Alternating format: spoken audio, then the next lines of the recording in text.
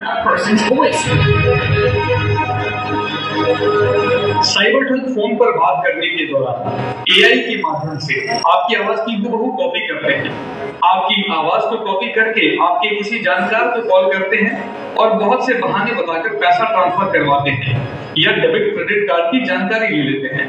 Artificial intelligence की मदद से लोग बाग आपकी आवाज की नकल कर सकते हैं। उस नकली आवाज से पेरेंट से, भाई बहन से, पति पत्नी से जो है पैसा वसूल कर ले रहे हैं, फ्रॉड कर ले रहे हैं। ये आपका रिलेटिव बन के, आपका अपना आदमी बन करके बोलते हैं कि मैं मुसीबत में फंस गया हूँ, मेरे को पैसा ट्रांसफर कर दो, मेरा एक्सीडेंट हो गया है, मुझे पैसा ट्रांसफर कर दो। आपको कभी भी एकदम इमीडिएट पैसा ट्रांसफर नहीं करना है। लोग इमोशनल हो जाते हैं कि हाय मेरे बच्चे का एक्सीडेंट हो गया। आप कम से कम 2 मिनट लीजिए, इंक्वायरी करिए, वेरीफाई करिए, इमीडिएट ट्रांसफर मत करिए। ध्यान रखिए, अगली बार इस तरह का फोन आए तो कॉल काट के खुद फोन लगाइए और अगर उस पर निजी जानकारी या पैसे मांगे जाए तो पहले पहचान की पुष्टि जरूर करें। और आपके साथ किसी तरह फाइनली साइबर फ्रॉड हो ही जाता है तो 1930 जो नेशनल साइबर हेल्पलाइन है उस पर कॉल करिए, उस पर कंप्लेंट क्लोज कराइए और पुलिस को भी अपने पुलिस को भी कॉन्टैक्ट। तर लक्षात आलं, आर्टिफिशियल इंटेलिजन्सचा वापर करून हे हॅक केलं जातं। आता मला वाटतं सरांचा नंबर, सर जरा नंबर सांगता आपलं प्लीज।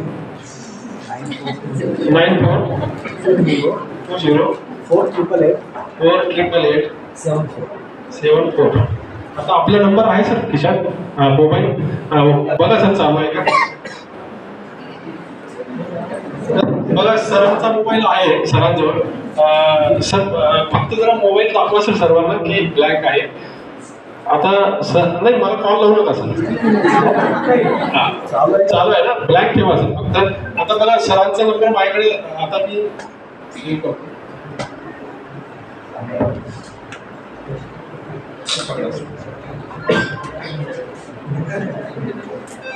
दाखवा सर। तर सरांकडे मोबाईल आहे तरी पण सरांचा कॉल माझ्याकडे आलेला आहे, सरांना पण दाखवा। तुमचाच नंबर आहे का बघा सर, तुमचाच फोटो आहे, ते सगळंच आहे। म्हणजे अशा प्रकारे मी माझा फोन माझ्याकडे हॅक केलेला आहे, ह्या नंबरवर तिथे लावतोय। तर हे असं हॅकिंगचा प्रकार होतो।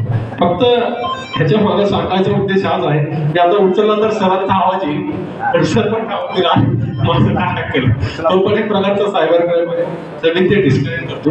सांगायचा उद्देश हाच आहे की अशा प्रकारचे तुमचाच नंबर मोबाईलवरून, जरी तुमचा व्हॉट्सअप नसेल, काही नसेल, तरी तुम्हाला तसा नंबर येईल।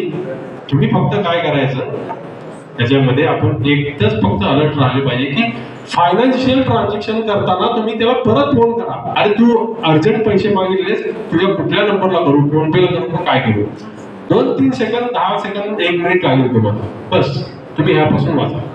इमर्जन्सी आहे म्हणून तुम्ही फायनान्शियल ट्रान्झॅक्शन केला, तुम्ही पोलिसांकडे गेला तर तेही काय करू शकता।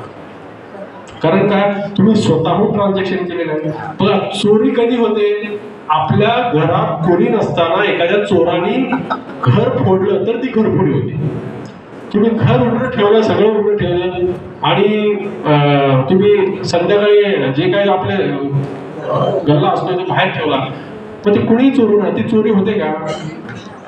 पहिल्यांदा आपण प्रिकॉशन घेतलं पाहिजे आणि मग नंतर प्रत्येक जण येतो पोलिसांकडे जातो, माझं असं झालंय, मी डॉक्टर आहे, मी काहीच केलं नाही, असं कसं काय झालं।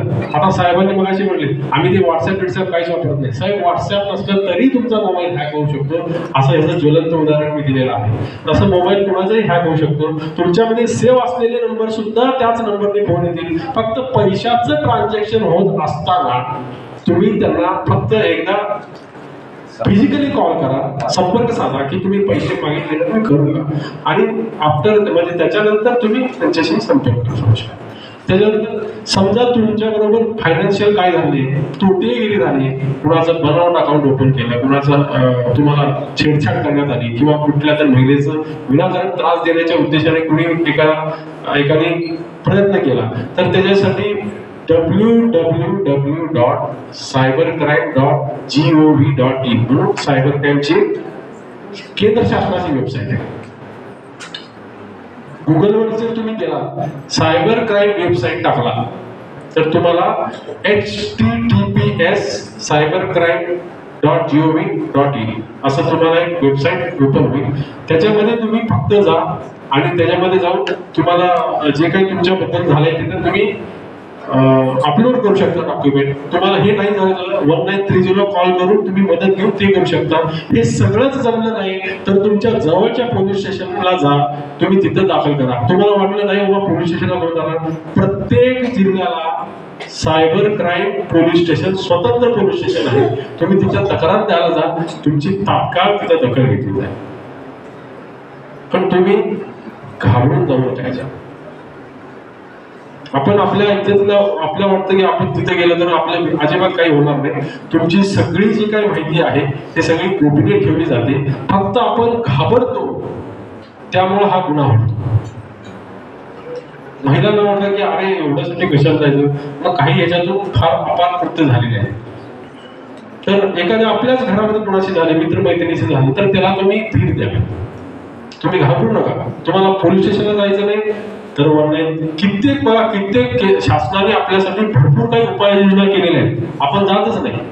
पूर्वीसारखं नाही राहिलं. आता सगळं साधं गुन्हा जरी तुम्ही समजा पोलिसांना बोलायचं असेल तर मला वाटतं 112 किंवा पोलीस दादा म्हणून प्रत्येक शाळेत कॉलेजला हे दिलंय. तर सरांना मी एक विनंती करतो की एक आपल्या आता येताना फार सुंदर सुंदर फोटोज विचार लावलेले आहेत. तर एक ठिकाणी सर एक बॅनरवरती cyber crime toll free number म्हणून 1930 लावा, म्हणजे जेणेकरून कुणालाही त्याचा लाभ घेता येईल त्याच्याबरोबर हे असा गुन्हा घडला.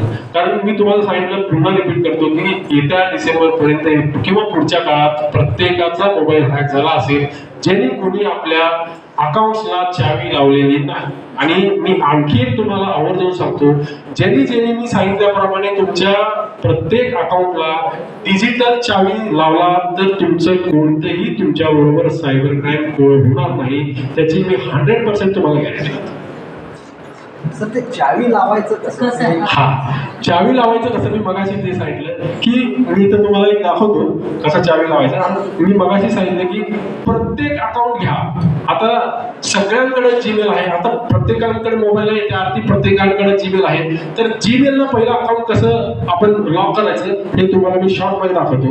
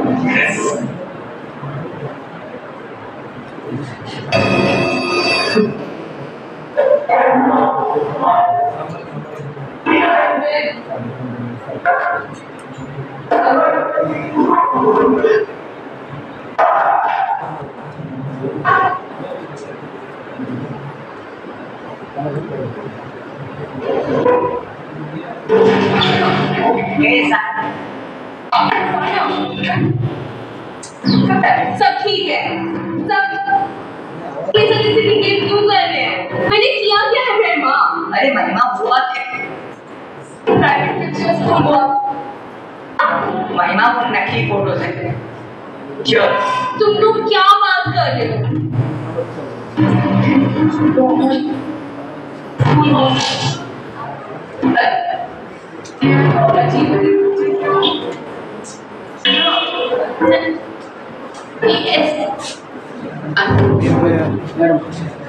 परेशान मत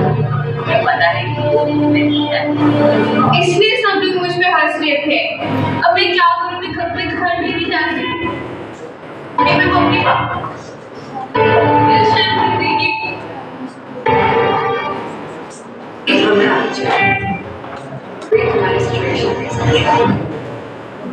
सुन, गुड़गांव का इन क्राइम्स में हमारी मदद कर।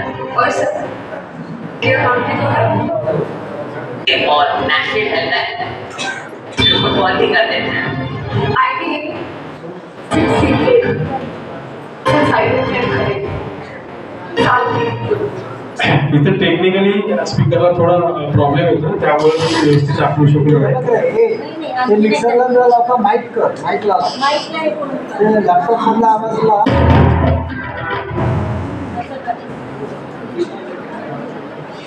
माईक डायरेक्ट लावा. डिजिटल अरेस्ट कशी होती. तर एक पार्सल दे. झूठ बोलता है. खाना पड़ेगा उसके मैक्स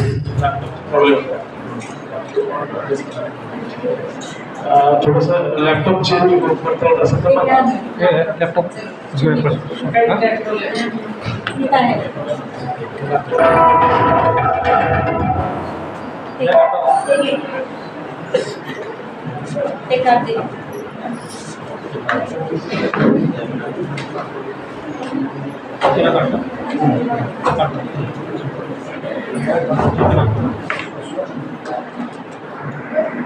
होतं हे फक्त एक मला वाटतं 1 मिनिटापेक्षा कमीची क्लिप आहे, मी तुम्हाला दाखवतो.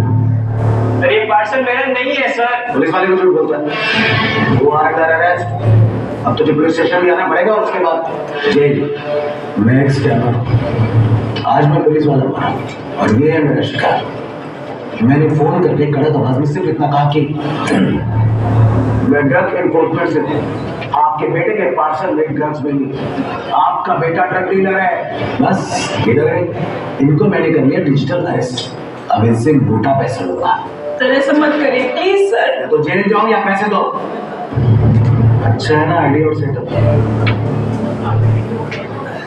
आइडिया बुरा भी है और पुराना भी. अब इंडिया जानता है कि स्कैम कॉज में कभी ड्रग्स, कभी किडनैपिंग और कभी सेक्स रैकेट की झूठी कहानियां बनाकर पैसे लूटते हो. स्कैमर्स के घिसे पिटे तरीकों को मत दो tension. India stop, think then take action. त्यामधून काय शिकायला मिळालं आपल्याला की अशा प्रकारचे जर कॉल आले, लक्षात घ्या कुणालाही फोनवरती कुठलेही पोलीस अधिकारी अटक करण्याची धमकी देत नाहीत, लक्षात घ्या. किंवा पैशाची डिमांड कुणालाही फोनवरती मोबाईलवरती व्हॉट्सअप करून कुठलाही सरकारी अधिकारी, कोर्ट असेल, पोलीस असेल किंवा इतर विभागाचे अधिकारी असतील तर तुम्हाला मोबाईलवरती कधी फोन करून ब्लॅकमेल करत नाही. पण आपण घाबरून काय करतो, त्याला बळी पडतो आणि पैशाचे ट्रान्झॅक्शन करतो. हे दररोज तुम्ही पेपरमध्ये वाचत असाल की मला सर डिजिटल अरेस्ट केली, मला कळलं नाही, मी चुकून घाबरून पैसे ट्रान्सफर केले. 60-70 लाख 4 करोड रुपये ह्याच्यामध्ये दररोज जात आहे. केलेले नाही, दररोज जात आहे. फक्त ह्याच्याकरता आपण काय प्रिकॉशन घेतलं पाहिजे की अशा प्रकारचं जर काय आलं तर पण ही केंद्र शासनाची क्लिप आहे. त्याच्यामध्ये सुद्धा एकच सांगितलं की तुम्ही असं काय झालं तर लगेच तुम्ही कुठे कॉल करायचा आहे, 1930 ला कॉल करायचा.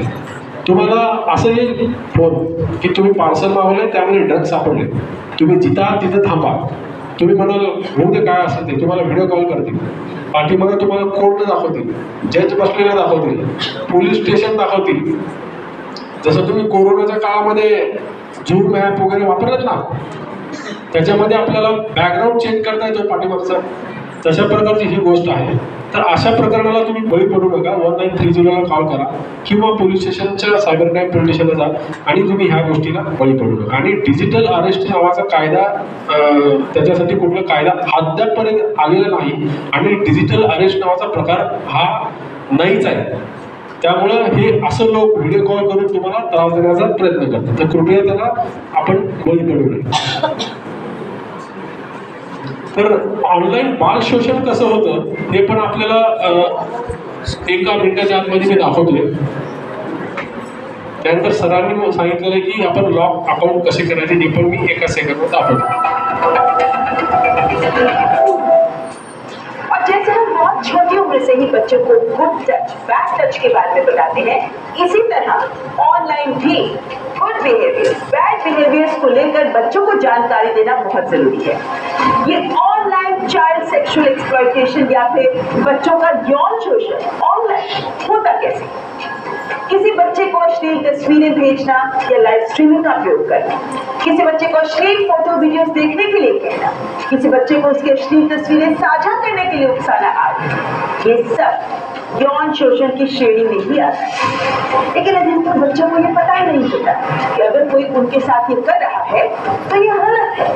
अधिकतर माना जाता है कि एडल्ट्स बच्चों को सेक्सुअली एक्सप्लॉइट करते हैं, लेकिन ये देखा जाता है कि सोशल मीडिया के माध्यम से बच्चों द्वारा स्वयं भी ऐसा किया जा रहा है.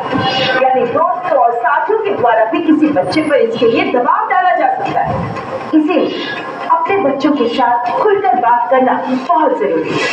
यदि आपका बच्चा ऑनलाइन बाल यौन शोषण का शिकार है तो ये बहुत महत्वपूर्ण है कि उन्हें बताया जाए कि उनकी गलती नहीं है और आप उनके साथ खड़े हैं.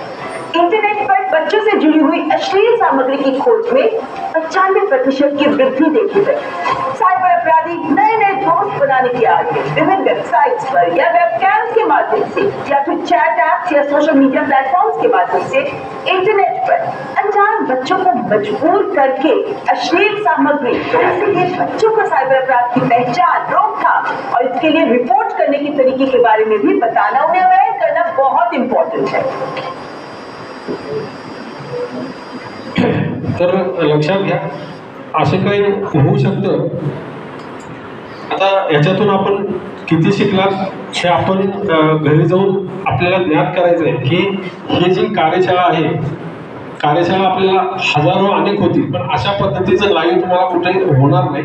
आता सरांनी विचारलं की पहिल्यांदा आता चावी कसं घालायचं हे सांगा, तर मी तुम्हाला दाखवतो. प्रत्येकाने मोबाईलमध्ये हॅकिंग न होण्याकरता तुम्हाला एका मिनिटाच्या आतमध्ये एक छोटीशी क्लिप आहे. प्रत्येकजण जीमेल वापरतो. तुम्हाला बघा कुठल्याही गोष्टीचं सोल्युशन आपल्याकडे आहे. तुम्ही गुगलवरती गेला, तिथं टाकला how to enable two factor authentication, तर तुम्हाला लगेचच तिथं क्लिप दाखवली जाते की आपण हे कसं इनेबल करायचं. तर प्रत्येकाकडे जीमेल आहे, तर जीमेल ओपन केल्यानंतर तिथं 3 डॉट्स असतात, तिथं सिक्युरिटी ऑप्शन असतं. आता मी ही क्लिप प्ले करतो, त्याच्यामध्ये तुम्हाला दिसेल. Two-factor authentication in Gmail. Welcome to another KG Gadgets Gmail tutorial video. In this video, I'm going to show you how to turn on or enable two-factor authentication or two-step verification on your Gmail account. And if this video helps you, please subscribe to my channel and give this video a like because that really helps me out. Alright, so we get started with setting up two-factor authentication on our Gmail account. The first thing we need to do is simply open up a browser and navigate to security.google.com and check the description. I'll have a direct link there. That and open it up. Security.google. बघा, प्रत्येक Gmail account open केलात ना तुम्ही मोबाईलमध्ये, तर तुम्हाला त्या मोबाईलमध्ये जीमेल अकाउंट ओपन केल्यानंतर तुम्हाला 3 डॉट्स दिसतील. तिथं कुठं 3 डॉट्स असतात मी दाखवतो. उजव्या साईडला 3 रेषा आहेत. त्या 3 रेषाला तुम्ही क्लिक केला तर त्याच्यामध्ये तुम्ही सगळ्यात खाली आहे सेटिंग. त्या सेटिंगमध्ये गेल्यानंतर तुम्हाला जनरल सेटिंग म्हणून येते. त्या जनरल सेटिंगच्या खाली तुमचा जीमेल ॲड्रेस दिलेला असतो. त्या जीमेल ॲड्रेसला जायचं आहे. त्या जीमेल ॲड्रेसच्या याच्यामध्ये तुम्हाला सिक्युरिटी ऑप्शन दिसेल किंवा मॅनेज अकाउंट. आता प्रत्येक मोबाईल, कुणाचं सॅमसंग असेल, कुणाचं ओप्पो असेल, प्रत्येकाच्या डिपेंड अपॉन ते ऑप्शन येतात. तर कुठं असतं हे ऑप्शन तुम्हाला मी दाखवतो इथं, हे बघा. किंवा कॉम्प्युटरवर लॅपटॉपवर तुम्ही जीमेल ओपन करा, तर पुन्हा मी तुम्हाला दाखवतो. तर इथं तुम्ही ज्यावेळेस ओपन करताय त्याच्यामध्ये तुम्ही इथं तुमचं नाव असतं, त्याला क्लिक करायचं. क्लिक केल्यानंतर खाली सेटिंगला जायचं. सेटिंगला गेल्यानंतर सिक्युरिटीला जायचं. सिक्युरिटीला गेल्यानंतर समोर तुम्हाला येतं की तुम्हाला 2 step You simply open up a browser and navigate to security.google.com and check the description. I'll have a direct link there, so you can just click that and open it up. Security.google.com will bring you to the security settings for your Google account, which is the account that you use for Gmail. And while I'll be performing the steps in this tutorial on my computer, you can follow the same steps by using the browser on your phone, both iPhone and Android. Once you get to security.google.com, make sure you're logged into the correct account associated with your Gmail account. Then all we need to do is scroll down and under how you sign in to Google, select 2-step verification. Option दिसतो आपल्याला 2 step verification. इथे समोर काय असतं प्रत्येकाच्या of, त्याला on करायचं आहे. ते ऑन केल्यानंतर ते सांगतं की तुम्हाला तुमचा मोबाईल नंबर टाका. मोबाईल नंबर टाकल्यानंतर तुम्हाला एक OTP येईल. OTP आल्यानंतर तुमचं ते 2 स्टेप व्हेरिफिकेशन ऑन, म्हणजे तुम्ही तुमच्या ईमेलला परमनंटली लॉग घातले. म्हणजे काय, समजा तुमचा ईमेलचा पासवर्ड मला हॅक करायचा आहे, तर तो हॅक कुठलाही जगातला हॅकर करू शकणार नाही. का, तर जेव्हा काही कुठल्याही मोबाईलवर कॉम्प्युटरवर जगातल्या एखाद्याला समजा तुमचा युजरनेम पासवर्ड माहीत झाला आणि त्यांनी जर ते चावी उघडायला गेली तर तुमच्या मोबाईलवर SMS येईल. जसं तुम्ही जर ATM मधून पैसे नाही काढलात आणि चुकून जर तुम्हाला मेसेज आला की तुमच्या बँकेतनं 5,000 काढले, तर तुम्ही बँकेत जाता नाही लगेच. तसं तुम्ही तुमच्या मोबाईलवर लक्ष ठेवायचं आहे की तुम्हाला एखाद्याने छेडछाड करण्याचा प्रयत्न केला किंवा करत असला तर लगेचच तुम्हाला तो मेसेज येईल की someone trying to open your account आणि this is your 1 time password. म्हणजे जोपर्यंत तो OTP घालत नाही तोपर्यंत ईमेलचा अकाउंट ओपन होत नाही. ही तुम्ही लॉक स्वतः करायची. आता जसं हे जीमेलचं आहे तसंच मी व्हॉट्सअपचं पण दाखवतोय. आता जीमेलचं पूर्ण दाखवतोय कसं होतं बघा. As you see, mine is currently turned off. It'll then let you know a little bit more about 2-step verification. Then it provides an extra layer to your Gmail account and prevent hackers from getting access to your account. So scroll down and select Get Started. You'll need to go through the process of re-logging in to your Gmail account, so do that. Now, if you're logged in to Gmail on your phone, the first way we can turn on 2-factor authentication is where if someone logs into our Gmail or our Google account, we'll get a notification on our phone where we just need to verify if that's us logging in. It'll show you the device where you're currently getting these notifications. So if that's fine with you, select Continue. But if you'd rather use a different way of 2-step verification, ही काय फार मोठी गोष्ट अशी नाहीये. तुम्ही गुगलवर जर गेला how to enable my Gmail account स्पष्ट टाकला तर तुम्हाला 100 व्हिडिओ दाखवतो. कुठलाही एक व्हिडिओवर क्लिक करा, तुम्हाला ते दाखवतो. असं हे नाहीये की बाबा मग इथं बघितलं तरच मी लॉग करू शकतो, असं नाही. गुगल हे फार मोठं सर्च इंजिन आहे. तुम्ही गुगलवर टाका, मराठीत टाका माझे गुगल अकाउंट परमनंट लॉग करण्यासाठी मी काय करू, तुम्हाला ते उत्तर देईल. पहिल्यांदा तुम्ही 2 स्टेप ऑथेंटिकेशन टाका. मग कसं टाकायचं, मराठीत व्हिडिओ आहे, हिंदीमध्ये व्हिडिओ आहे, इंग्लिशमध्ये आहे, कन्नडमध्ये आहे, जवळजवळ 133 लँग्वेजमध्ये मी तुम्हाला सांगतो. फक्त मी तुम्हाला कुठं कसं जायचं हे तुम्हाला दाखवत आहे. तुम्ही गुगलवर स्पष्ट टाकलं की तुम्हाला त्याचा व्हिडिओ तुम्हाला येतील. तर अशा प्रकारे तुम्ही तुमचं अकाउंट जे आहे ते लॉक करायचं. you can use text messages if you want, or even a security key, but that's more complicated and requires a device. So I'm fine with the prompts, so I'm going to select Continue. If you don't already have a phone number set up with your Gmail account, it'll ask you to add one as a backup option, but you don't have to, and I'm not going to. I'm going to select Use Another Backup option, which will be backup codes that I can download and use in the future if I lose my phone or something and need to be able to log in to my Gmail account. So once I get those, I'll select Next, and now we just need to verify that we're going to turn on 2-step verification on our Gmail account. So select Turn On. So now we've turned on 2-factor authentication in Gmail. We can either close this or you can scroll down and edit the 2-factor authentication settings. All right, so that हे होतं गुगलचं अशाच प्रकारचे जे आहे व्हॉट्सॲपचं जे आहे ते व्हॉट्सॲपला पण तुम्ही टाका की माझं व्हॉट्सॲप अकाउंट हॅक न होण्यासाठी मी काय करू भविष्यामध्ये. ते जरी तुम्ही व्हिडिओ गुगलवरती सर्च केला तर तुम्हाला ते दाखवेल की बघा how to use 2 step verification to protect your WhatsApp account. सगळ्यांचे व्हॉट्सॲप अकाउंट हॅक व्हायला लागले, लक्षात ठेवा. हॅक म्हणजे हॅक होतं आणि तुमच्याकडे असलेल्या सगळ्या कॉन्टॅक्ट्सला ग्रुपमध्ये अश्लील मेसेज पाठवतो. मग तुम्ही घाबरून जाता. तर समजा एवढं करून देखील समजा कोणाचं अकाउंट चुकून न कळत जर क्लिक झालंच, हॅक झालाच, तर तुम्ही मोबाईल इमिडिएट बंद करण्याच्या ऐवजी फॉर्मॅट करा किंवा फॉर्मॅट करण्याऐवजी तुम्ही त्या सर्व्हिस सेंटरला नेला तर त्याला तुम्ही सांगितलं मला असं झालं, फक्त फॉर्मॅट करून दे. तुम्हाला फॉर्मॅट जमत नसेल तर ते तुम्हाला इमिडिएट फॉर्मॅट करून दे. तुम्ही तसंच मोबाईल चालू ठेवला तर एकदा व्हायरस जर आपल्यात संक्रमण घुसला तर जोपर्यंत आपण डॉक्टरकडे जाऊन इलाज करतोय तोपर्यंत चालू राहतो. तसंच मोबाईलचं मी काय करू ह्या तुम्ही जेवढा वेळ घालवा तेवढं तुमचं नुकसान होत आहे. तुम्ही इमिडिएटली फॉर्मॅट करा मोबाईलला. तुमचा हॅक झालेला मोबाईल हाय तसा पूर्ण. एक दिवस इंटरनेट वापरू नका, दुसऱ्या दिवशी मग परत व्हॉट्सॲप, परत UPI पिन, अशा प्रकारे. फक्त व्हॉट्सॲप कसं तुम्हाला प्रिव्हेंट करायचं आहे मी एका सेकंदात दाखवतो.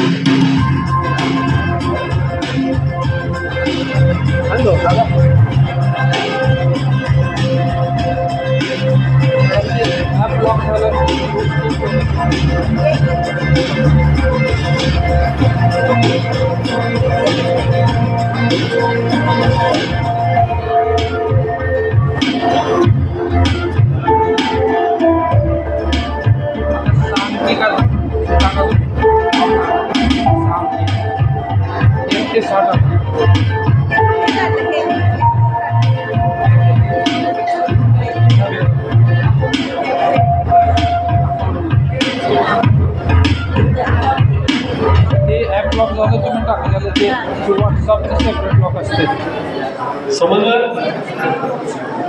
नाही समजलं तर गुगलवरती फक्त टाका how to use 2 step verification to WhatsApp. असंच व्हॉट्सॲपला आहे, फेसबुकला आहे, असं प्रत्येक अकाउंट्सला आहे.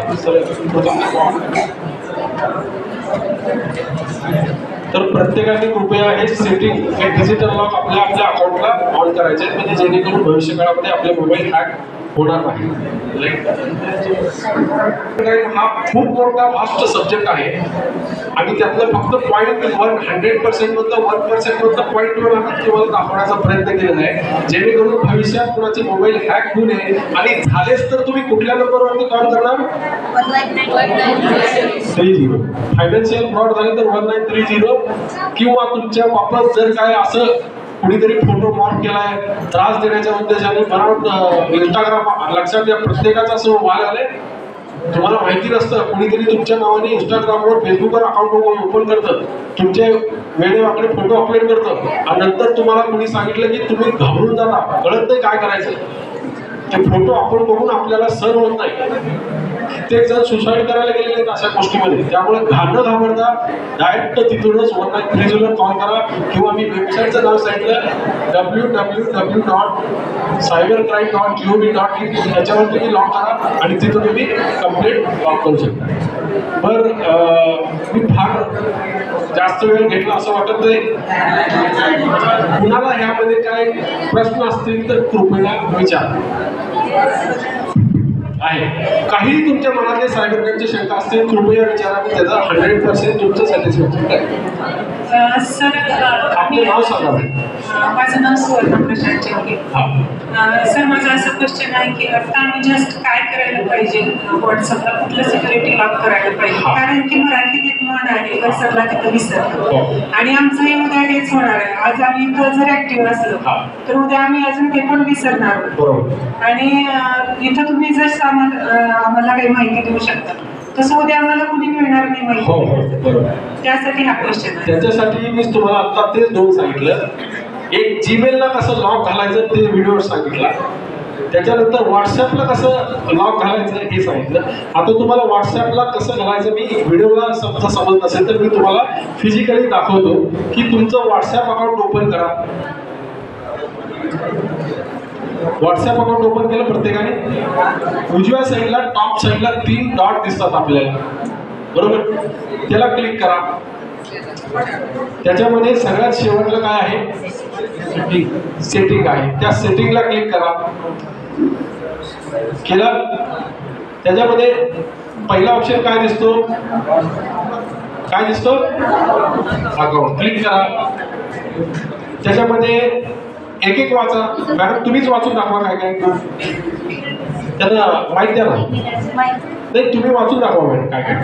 Security notification, Yes. Email address, two step verification. बस बस तेवढंच. मी आतापर्यंत 10 वेळा तेच विचारलंय की आपल्या मोबाईलला लॉक करण्यासाठी सगळ्यात महत्वाचं काय ऑप्शन आहे. किती सेकंदामध्ये ओपन झालं, 1 सेकंदामध्ये. 3 डॉटला क्लिक केलं, सेटिंग मध्ये गेलं, प्रायव्हसीला गेलं, 2 स्टेप व्हेरिफिकेशन. त्या 2 स्टेप व्हेरिफिकेशनला ऑन केलं तर ते माझं सांगते की तुमचं ऑलरेडी ऑन आहे. किती जणांचं ऑन होतं सांगा. 3 ते 4 जणांचं ऑन होतं. तुम्ही ते ऑन करा. ऑन आहे. त्यामुळे तुमचा व्हॉट्सअप अकाउंट जर मी हॅक करायला गेलो तर ते मला पॉसिबल नाही. तुमचं जर अकाउंट कुणीही जगात हॅक करायचा प्रयत्न केला तर ते हॅक होणार नाही. कारण काय, तुम्ही 2 स्टेप व्हेरिफिकेशन केलेलं आहे. जर मी करायचा प्रयत्न केला तर तुम्हाला टेक्स्ट SMS येईल की someone tried to hack your WhatsApp account. समजलं. बरं, असा मेसेज आला आणि आम्ही मग तो निग्लेक्ट केला तर आम्हाला काही त्याच्यापासून काही. हो, मी तुम्हाला ते सांगितलं. समजा तुम्ही न कळत, जर समजा न कळत कुठल्या लिंकवर क्लिक केला आणि लिंकवर क्लिक करून सुद्धा तुमचा मोबाईल हॅक झाला तर तुम्ही इमिडिएटली न घाबरता हँडसेट फॉर्मॅट करा. नाहीतर ते व्हायरस काय करतं, तुमच्या असलेल्या कॉन्टॅक्टला घाणेरड्या शिव्या द्यायला लागतात. घाणेरडे फोटो तुमच्या मोबाईलवरनं तुमच्या ग्रुपमध्ये सेट करतात. ग्रुपमध्ये म्हणतो अरे या वेड्या झाला का काय, असले काय फोटो टाकायला घाणेरडे. 10 मिनिटात. आता लक्षात घ्या, व्हॉट्सअपवर एखादा मेसेज सेंड करणे म्हणजे बंदुकीतून गोळी फायर केल्यासारखं. एकदा फायर केली बुलेट तर परत येते का, अशा प्रकारचं. त्यामुळे फॉर्मॅट करा, तर हॅक झालेला मोबाईल बंद होईल. पुढे नेक्स्ट. सर मग आता आमची स्टेटस आणि आमची DP सेफ आहे का. स्टेटस आणि DP जे आहे ते सेफ आहे. कधी जर तुम्ही त्याला लॉक केला तर. आता आमचे मोबाईल लॉक आहे. मोबाईल लॉक नाही. मी तुम्हाला काय सांगितलं, आपले व्हॉट्सअप जीमेल जे आहे तुम्ही लॉक करा. आता तुम्हाला फक्त एकच मी सांगितलंय, लक्षात घ्या. आपण प्रत्येकाने व्हॉट्सअप अकाउंट किती जण वापरता एवढं हा फोन करा प्लीज. मला एक सांगा, व्हॉट्सअप अकाउंट डाउनलोड करताना टर्म्स अँड कंडिशन किती जणांनी वाचले. एकही जण नाही. म्हणजे आपण डाउनलोड केलो पण नियम अटी माहित नाही. गाडी आपण घेतली पण लायसन्सच नाही. तर सांगायचा उद्देश इतकाच आहे की तुमच्याकडं जसं मी सेटिंग मध्ये एक ऑप्शन सांगितलंय तसं ऑटो डाउनलोड ऑप्शन म्हणून एक आहे. मगाशी मी तुम्हाला डेमो दाखवला. ते ऑटो डाउनलोड ऑप्शन सुद्धा ते डिसेबल करा, जेणेकरून तुम्हाला कुठलीही लिंक आलेली ऑटोमॅटिक डाउनलोड होणार नाही आणि 99% तुम्ही हॅक होण्यापासून वाचाल. आणि हॅक झालं तर 130 कॉल करा किंवा फॉर्मॅट करा. ऑटोमॅटिक डाउनलोड होऊ नये यासाठी काय करायचं म्हटलं सर.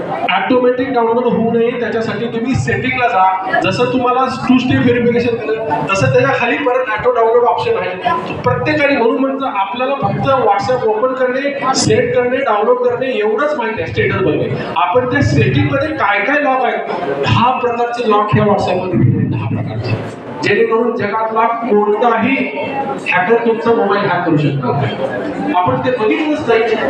आपल्याला फक्त ओपन करणे, सेट करणे एवढंच माहिती आहे. तुम्ही फक्त प्रायव्हसीला क्लिक करून, सेटिंगला क्लिक करून प्रायव्हसीमध्ये ऑप्शन फक्त चेक करा. तुम्हाला एक एक कळत नाही. Next question please. आणखी कोणाला जर प्रश्न विचारायचे असतील तर हँड रेज करायचे त्यांनी. नमस्कार सर, मी सुजाता. व्हॉट्सअप कॉल काल चुकीचे कॉल बघा मॅडमनी अतिशय चांगला प्रश्न विचारलेला आहे. आजकाल काय व्हायला, जेंट्स लोक किंवा विद्यार्थी कसे बळी पडतात. रात्री अपरात्री आपल्याला एक हळूच हाय म्हणून मेसेज येतो. एका महिलेचा सुंदर फोटो असतो, बरोबर ना? लगेचच आपण काय करतो, अरे तर मला कोण बघत नाही आणि काय, म्हणून आपण काय करतो, काम आहे अर्जंट म्हणून बाहेर जाऊन हायला हॅलो करतो, बरोबर? हायला हॅलो करतो, मैं आपको पहचानती हूँ, मैं जानती हूँ, मुझे आपसे बात करणे, असं तसं करून तुम्हाला ब्लॅकमेल करायला जाते. लक्षात घ्या, समोरची व्यक्तीचा तुम्ही व्हेरिफिकेशन केल्याशिवाय तुम्ही त्याच्याशी कोणताही व्यवहार करू नका. आता मॅडमनी म्हटलं की आपल्याला एखादा अनोळखी व्हिडिओ कॉल आला तर त्याला ब्लॉक करणे हा एकमेव त्याच्या मागचा उपाय आहे. काय करायचं? आता ब्लॉक कसं करायचं हे माहिती असेल सगळ्यांना. हा, त्या नंबरला काय करायचं, तुम्ही ब्लॉक करून टाकायचं आणि ब्लॉक केल्यानंतर सेम त्याचा स्क्रीनशॉट काढून ते cybercrime.gov.in किंवा 1930 ला कॉल करून हा व्हिडिओ कॉल सारखं करतोय म्हणून त्याची कंप्लेंट 1930 ला करायची. तुम्हाला ज्या लँग्वेजमध्ये बोलायचं त्या लँग्वेजमध्ये तुमचं बोलून त्याला सोल्युशन ते सांगते. पुढं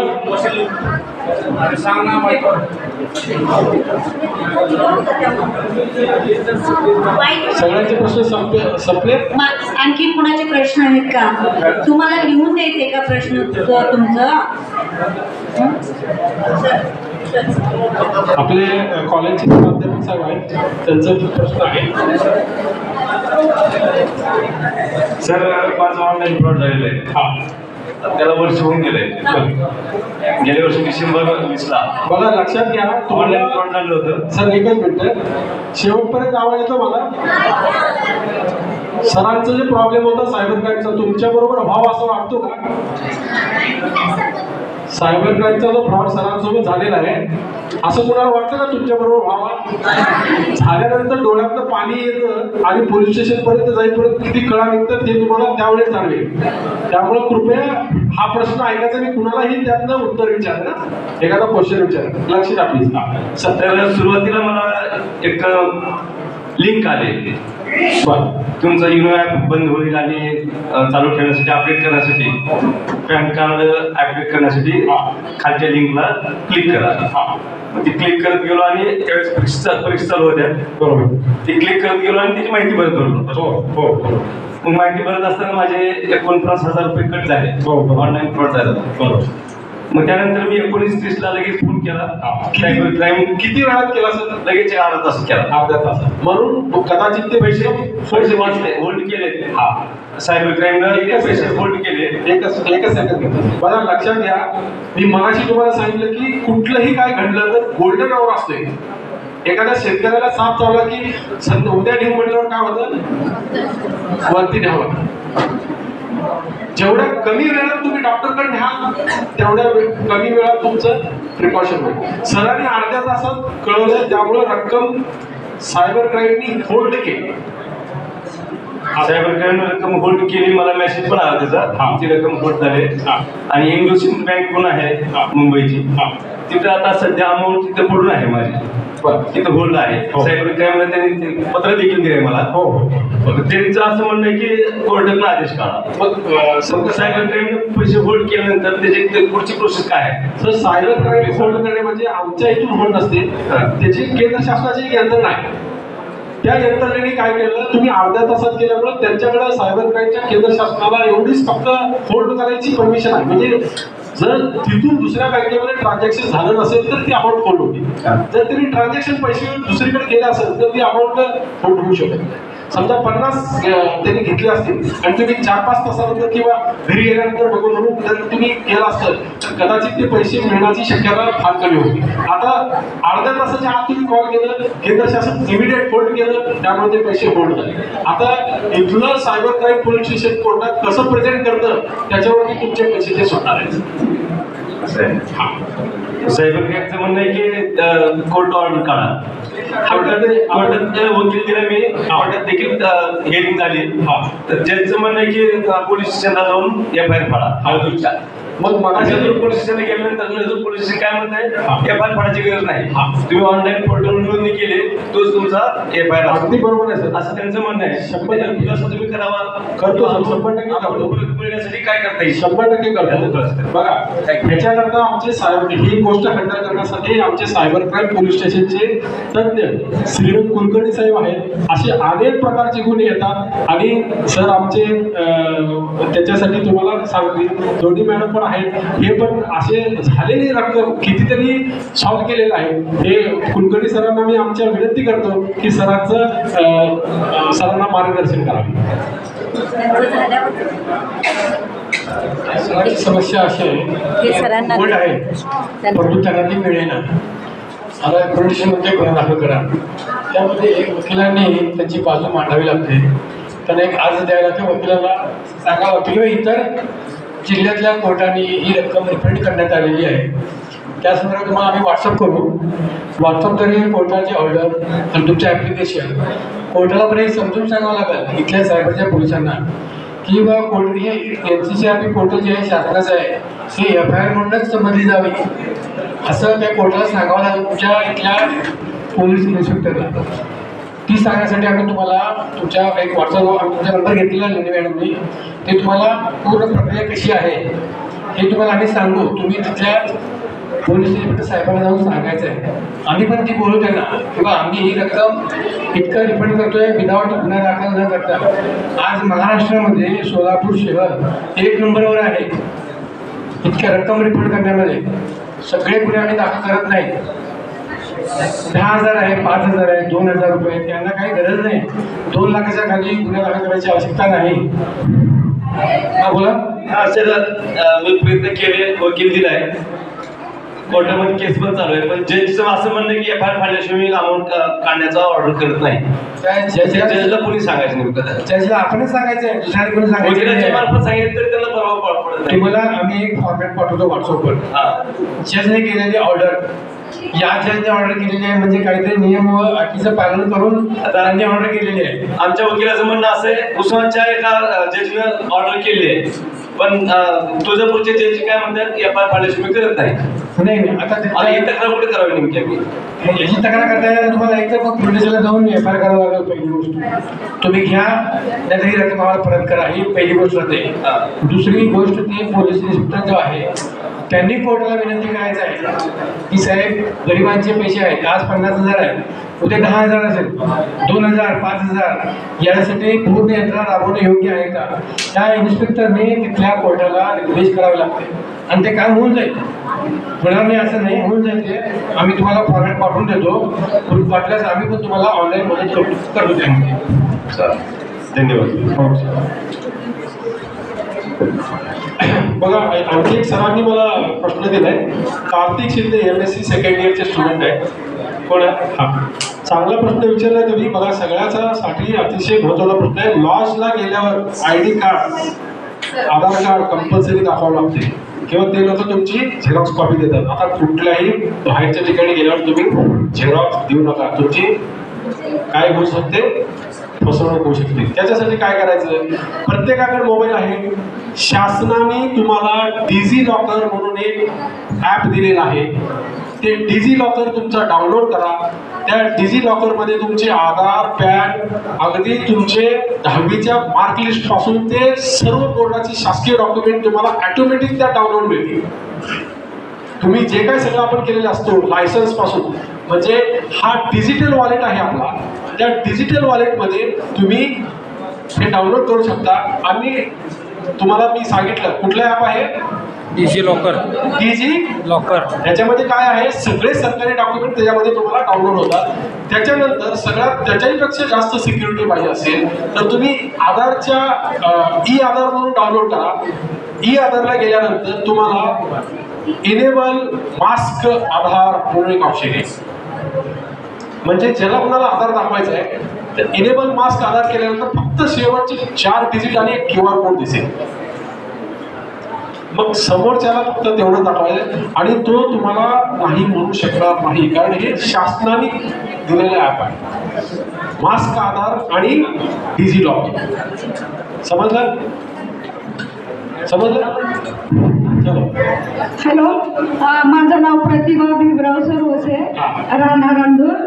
आणि आज खरंच एक दिवशी जे आपला कार्यक्रम ठेवलेला होता, तर खरंच पोळ्या खाऊन खरंच आराम झोपला असतो. पण आज एवढी महत्वाची माहिती आम्हाला ऐकण्यात मिळाली की खरंच मोबाईल म्हणजे काय, त्यातलं फक्त आम्हाला फोटो काढायचा, गॅलरीत आले की पासवर्ड हे करायचं, फॉरवर्ड करायचं, मेसेज करायचं, एवढंच माहिती होतं. पण बाकी सगळं आता मला एवढं माहिती कळाली की आम्हाला खरंच आजचा दिवस आम्हाला एवढा म्हणजे महत्वाचा वाटला. ज्या वेळेस आम्हाला मॅडम मारते त्यावेळेस आम्हाला भरपूर काय ऐकण्यात येत आहे. एवढंच माझं. मी सांगतो की हे मोबाईल फक्त नसून हे मोबाईल एक शस्त्र आहे. काय आहे, याच्यातून फायर केला तरी गुन्हा आहे. चांगल्यासाठी वापर करायसाठी आणि चांगल्यासाठी वापर करा. एखादा असलं काही व्हिडिओ आला, आता येतात ग्रुपवर दोन समाजामध्ये निर्माण करणारे, कुठेतरी भांडणं झालेले असते, जाळपोळ असते. आपण काय करतो लगेचच, अरे आपल्या समाजाला लगेच फॉरवर्ड करतो. लक्षात घ्या, डाउनलोड करणं 3 वर्ष 3 लाख, डाउनलोड करून फॉरवर्ड करणं 3 लाख 5 वर्ष, फॉरवर्ड करून अनेक ग्रुपमध्ये फॉरवर्ड करणं आणि परत डिलीट करणं आपल्या मोबाईलमध्ये, म्हणजे डाउनलोड, डिलीट आणि फॉरवर्ड हे सगळे मिळून 10 लाख रुपये आणि 10 वर्ष. असे अनेक प्रकारचे ह्याच्यामध्ये कायद्यामध्ये तरतूद केलेले आहे. त्यामुळं बघा, चांगल्यासाठी वापर करा. एखादं जरी चुकून आपल्या हातात इन्फॉर्मेशन टेक्नॉलॉजीचा गुन्हा घडला तर फार मोठे कायदे आहेत.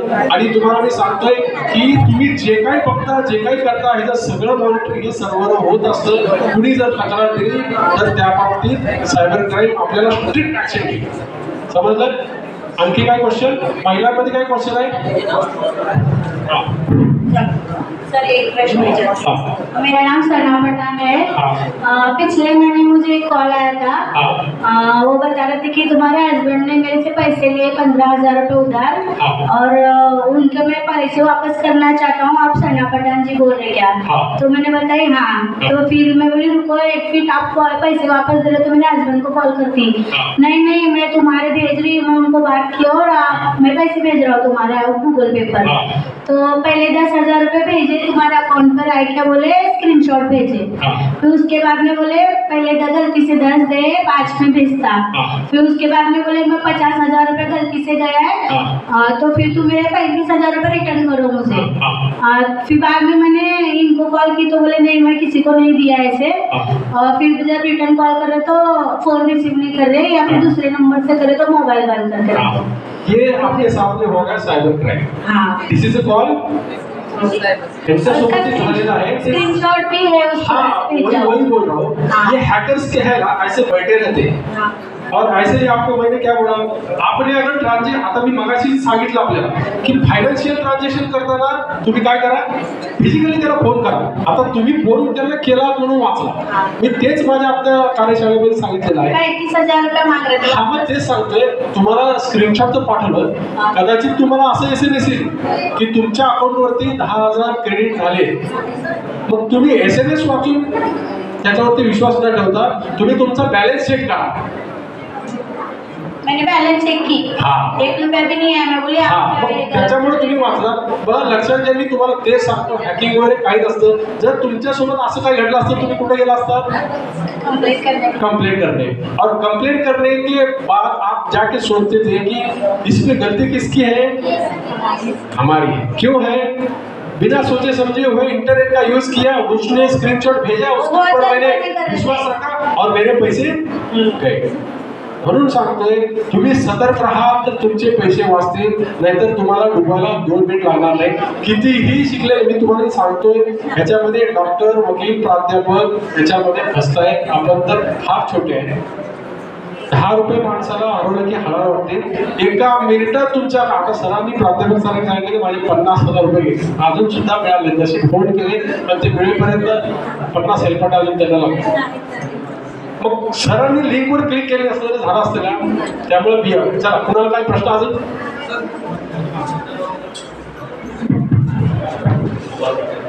सर मला एक फोन, नाव सांगा। विवेक नागेश करतो। हा मला एक फोन आला तर ओटीपी मागितलं सर. मग मी ओटीपी सांगितलं जरा गडबडीत असल्यामुळे. पण नशिबानं सर बँकेच्या खात्यात पैसे नसल्यामुळे मी वाचलो त्या फ्रॉड पासून. पण नंतर माझा प्रश्न असा आहे की जर समजा आपल्या खात्यामध्ये पैसे असले असते आणि ते ट्रान्सफर झाले असते तर ते पैसे वापस मिळू शकतात का? मी तुम्हाला आतापर्यंत तेच सांगतोय. एक मिनिट. कसं आहे की प्रत्येकाचे विचार करण्याची क्षमता. कारण सर बँकेमध्ये बघा सर सही चुकली तर आपल्याला परत ते डबल सही करायला होतं. अशी काय फॅसिलिटी आहे का? आता ह्याचं उत्तर ह्या माझ्या महिला भगिनीतलं कोणतरी ते सांगा. कुणी उठून सांगा. तुम्हाला कळलं मी सांगितलं 4 वेळा. त्यांनी प्रश्न काय विचारलाय? आणखी एकदा प्रश्न ऐकायचा तुम्हाला? सांगा. कुणी एकाने सांगा. जर पैसे चुकून आपल्या म्हणजे फसवणूक झाली पैसे गेले तर ते वापस मिळू शकतात का? आणि त्याच्यासाठी आपल्या बँकेमध्ये काय फॅसिलिटी आहे का की आपलं इतर कोणी हे सांगा. मगाशी मी सांगितलं 10 वेळा मी सांगितलं. कुणी सांगा. तुम्हाला ज्या भाषेत जमलं सांगा. मी तुम्हाला तुमच्या करता मदत करतो. मॅडम त्यांनी सांगितलं माझ्या जर पैसे असले असते आणि गेले असते तरी मी काय करावं लागेल. माझं नाव अर्चना कांबळे. 1930. सगळ्यांनी टाळा वाजवा त्यांच्या. लक्षात घ्या आपण सुशिक्षित आहे. हे झालं तर मी त्यांना सांगितलं. मी 10 वेळा तेच सांगतोय. 1930 ला तुम्ही कॉल करा. ॲट अ टाइम कितीही कॉल आला तर तुम्ही लगेचच दुसऱ्या नंबरवरून ते बंद करा. सायबर क्राईमला कॉल करा. सायबर क्राईम विचारले तुम्हाला किती जणांचे कॉल आले. एका मिनिटामध्ये 100 जणांचे आले. आम्हाला काही नंबर देऊ नका. स्क्रीनशॉट पाठवा. आम्ही क्विक ऍक्शन घेऊ. बस. बरोबर. सगळ्यात महत्वाचे काय तुम्ही पहिली ओटीपी शेअर काय केलं. मी तुम्हाला सांगितलं. अनोळखी व्यक्ती आला. अरे नमस्ते मी तुमच्या वडिलांचा मित्र. घेतात आतमध्ये. मग तुम्ही ओटीपी का दिली? मग गडबडीमध्ये आपण एखाद्या घरात घेतो का? इझी आहे. तुमच्याकडे स्वतःकडे उत्तर आहे. त्यामुळे मी म्हणून म्हणतोय 3 गोष्टीचा तुम्ही वापर करा. Stop, think and take action. 3 फॉर्म्युलाचा यूज करायचा. गडबडीत कितीही घाईत राहा. आता सर बोलले प्राध्यापक सरांचे पैसे गेले. मी परीक्षेमध्ये होतो. गडबडीमध्ये मी सांगितलं ओटीपी शेअर केलं. लिंकला क्लिक केलं. माझे पैसे गेले. त्यामुळे stop, think and take action. Link पण आहे त्यावेळेस वाचून दाखवा सगळ्यांना. एवढं सरांनी लिंक पण दिलेली आहे. त्याच्यामध्ये लिहिलेलं आहे की डिअर SBI युजर म्हणजे सरांचं SBI अकाउंट हे सुद्धा हॅकरला माहित आहे. Your SBI YONO account will be blocked. Please update your PAN card today. Login with SBI YONO net banking. Click here to update KYC. प्रत्येक जणाला माहिती आहे KYCचा मेसेज आला. लगेच क्लिक करायचं. तुम्ही फिजिकली बँकेत जा. कुठलंही KYC लिंक वरून होत नाही किंवा विनंती आहे करू नये. सगळं डाऊट येत नाही काय असं अशा लिंक घडल्या. सर एक त्यांचा आता विद्यार्थिनीचा इंस्टाग्रामच्या अनुषंगाने आपल्याला एक म्हणजे प्रश्न आहे आणि एक दुसरा सद्दामचा एक प्रश्न आपल्याकडे दिलेला आहे. आता सरांनी जसं सांगितलं की ते आपल्याला हे KYC आणि पॅन कार्डचं जे काही आहे ते तर त्या वेळामध्ये आमच्या महाविद्यालयातल्या अनेक प्राध्यापकांना तो कॉल केलेला होता.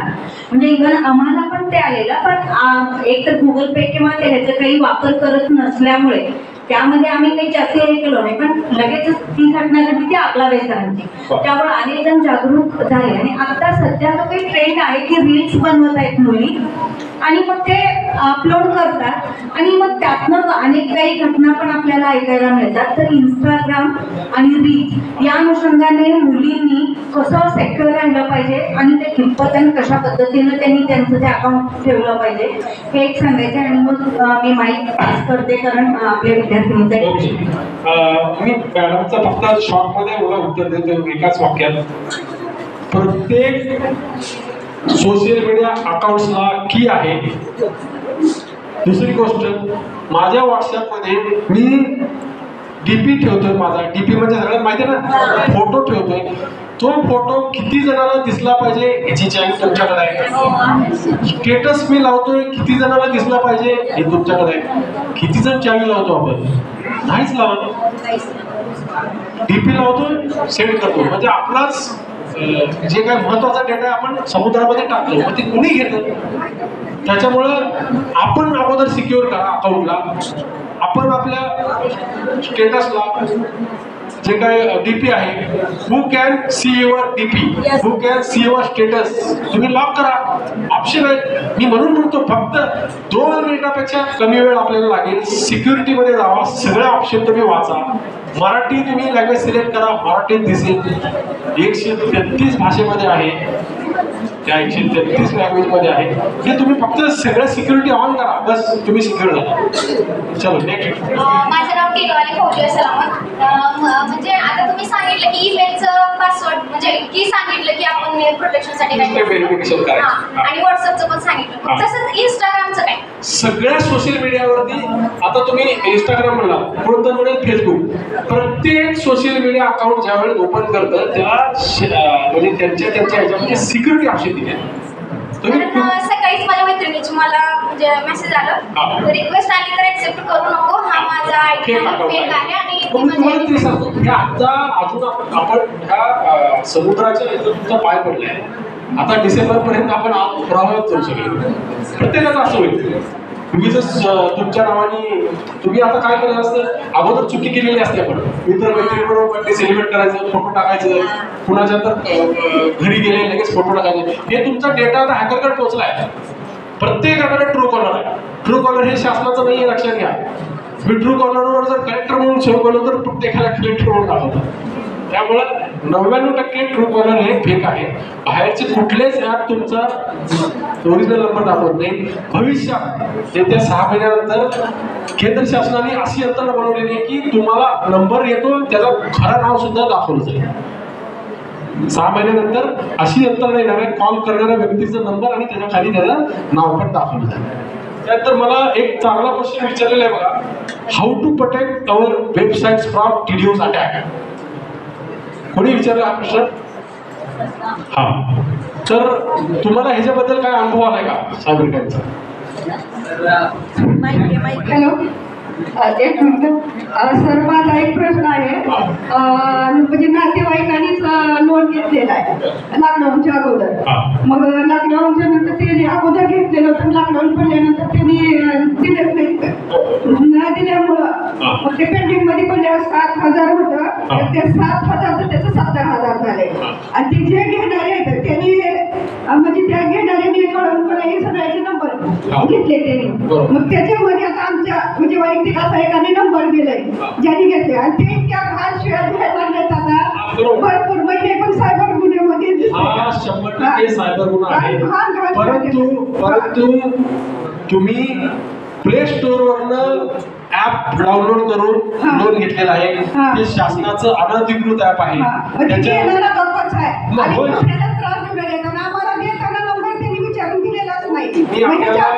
आपल्याला तेच सांगतोय की प्ले स्टोरवर इंटरनेट म्हणजे काय, समुद्र आहे.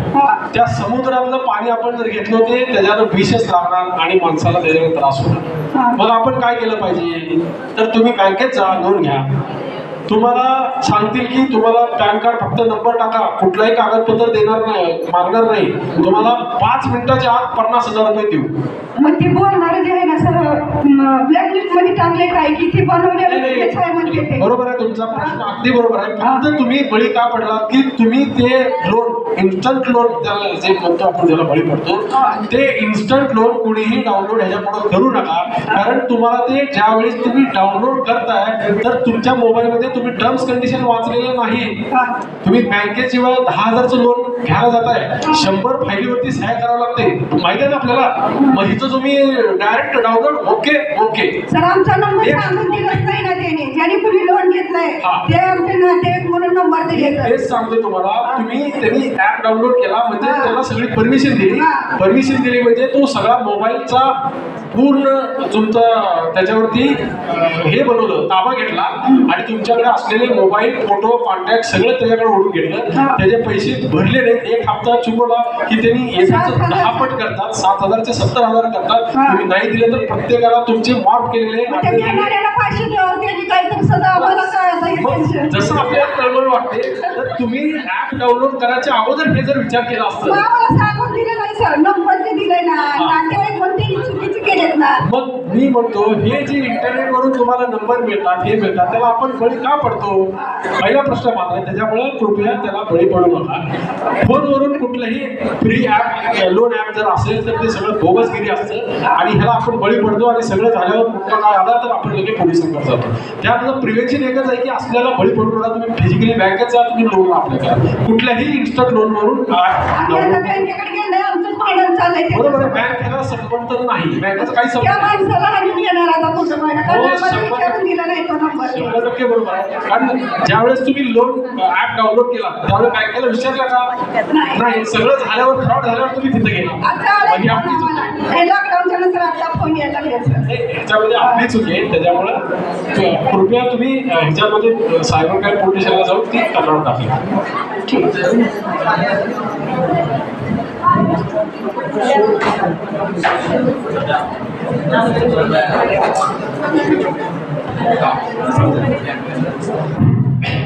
तर आणखी एक तर माझं क्वेश्चन आहे की आपल्या वेबसाईट असतात तर त्याला DDoSसाठी कसं प्रोटेक्ट करायचं? DDoS प्रोटेक्टसाठी कसं आहे की आपण सगळ्यात महत्त्वाचं सिस्टीममध्ये अँटीव्हायरस वापरणं महत्त्वाचं आहे. त्यानंतर फायरवॉल वापरणं गरजेचं आहे. फायरवॉल म्हणजे काय? एखाद्या ठिकाणी समजा ह्या ठिकाणी आग लागली आणि ह्या ठिकाणी पोहोचू नये त्याच्यासाठी वॉल जर असेल तर आग लागेल का तिकडे? तर प्रत्येकाच्या कम्प्युटरमध्ये लॅपटॉपमध्ये फायरवॉल असते. तर DDoS अटॅक न होण्याकरता ते फायरवॉल तुम्ही ऑन करा. आता तुम्ही टेक्निकली क्वेश्चन विचारले म्हणून तुम्हाला मी टेक्निकली बोलतो. Do you know what is mean by firewall? Yes. So you must enable your firewall. तुम्ही त्याच्यापासून DDoS अटॅक पासून किंवा एनी अदर व्हायरस पासून तुम्ही त्याचा बचाव करू शकता. मला वाटतं फार आम्ही तुम्हाला आपल्या भाषेमध्ये मी सांगितलेलं आहे. त्याच्यानंतर जेव्हा तुम्ही पोलीस स्टेशनमध्ये जाता 1930ला कॉल करता हे सगळं झाल्यानंतर जेव्हा मेन गोष्टीला तुम्ही तिथं जी गोष्ट येते हे सगळं कुठेही केला. आता समजा तुम्ही मुंबईमध्ये असाल आणि तुमच्याबरोबर फ्रॉड झाला तर 1930ला कॉल केला तर तुम्हाला तुमची बेसिक माहिती विचारतात. तुम्ही कुठं राहता, तुमचा आधार नंबर, तर ती संबंधित यंत्रणा पोलीस स्टेशनला तो गुन्हा वर्ग करते आणि तिथं कसं इन्व्हेस्टिगेशन होतं हे आमचे cyber crime police station Solapur शहरचे कुलकर्णी साहेब तुम्हाला थोडक्यात सांगतील. धन्यवाद.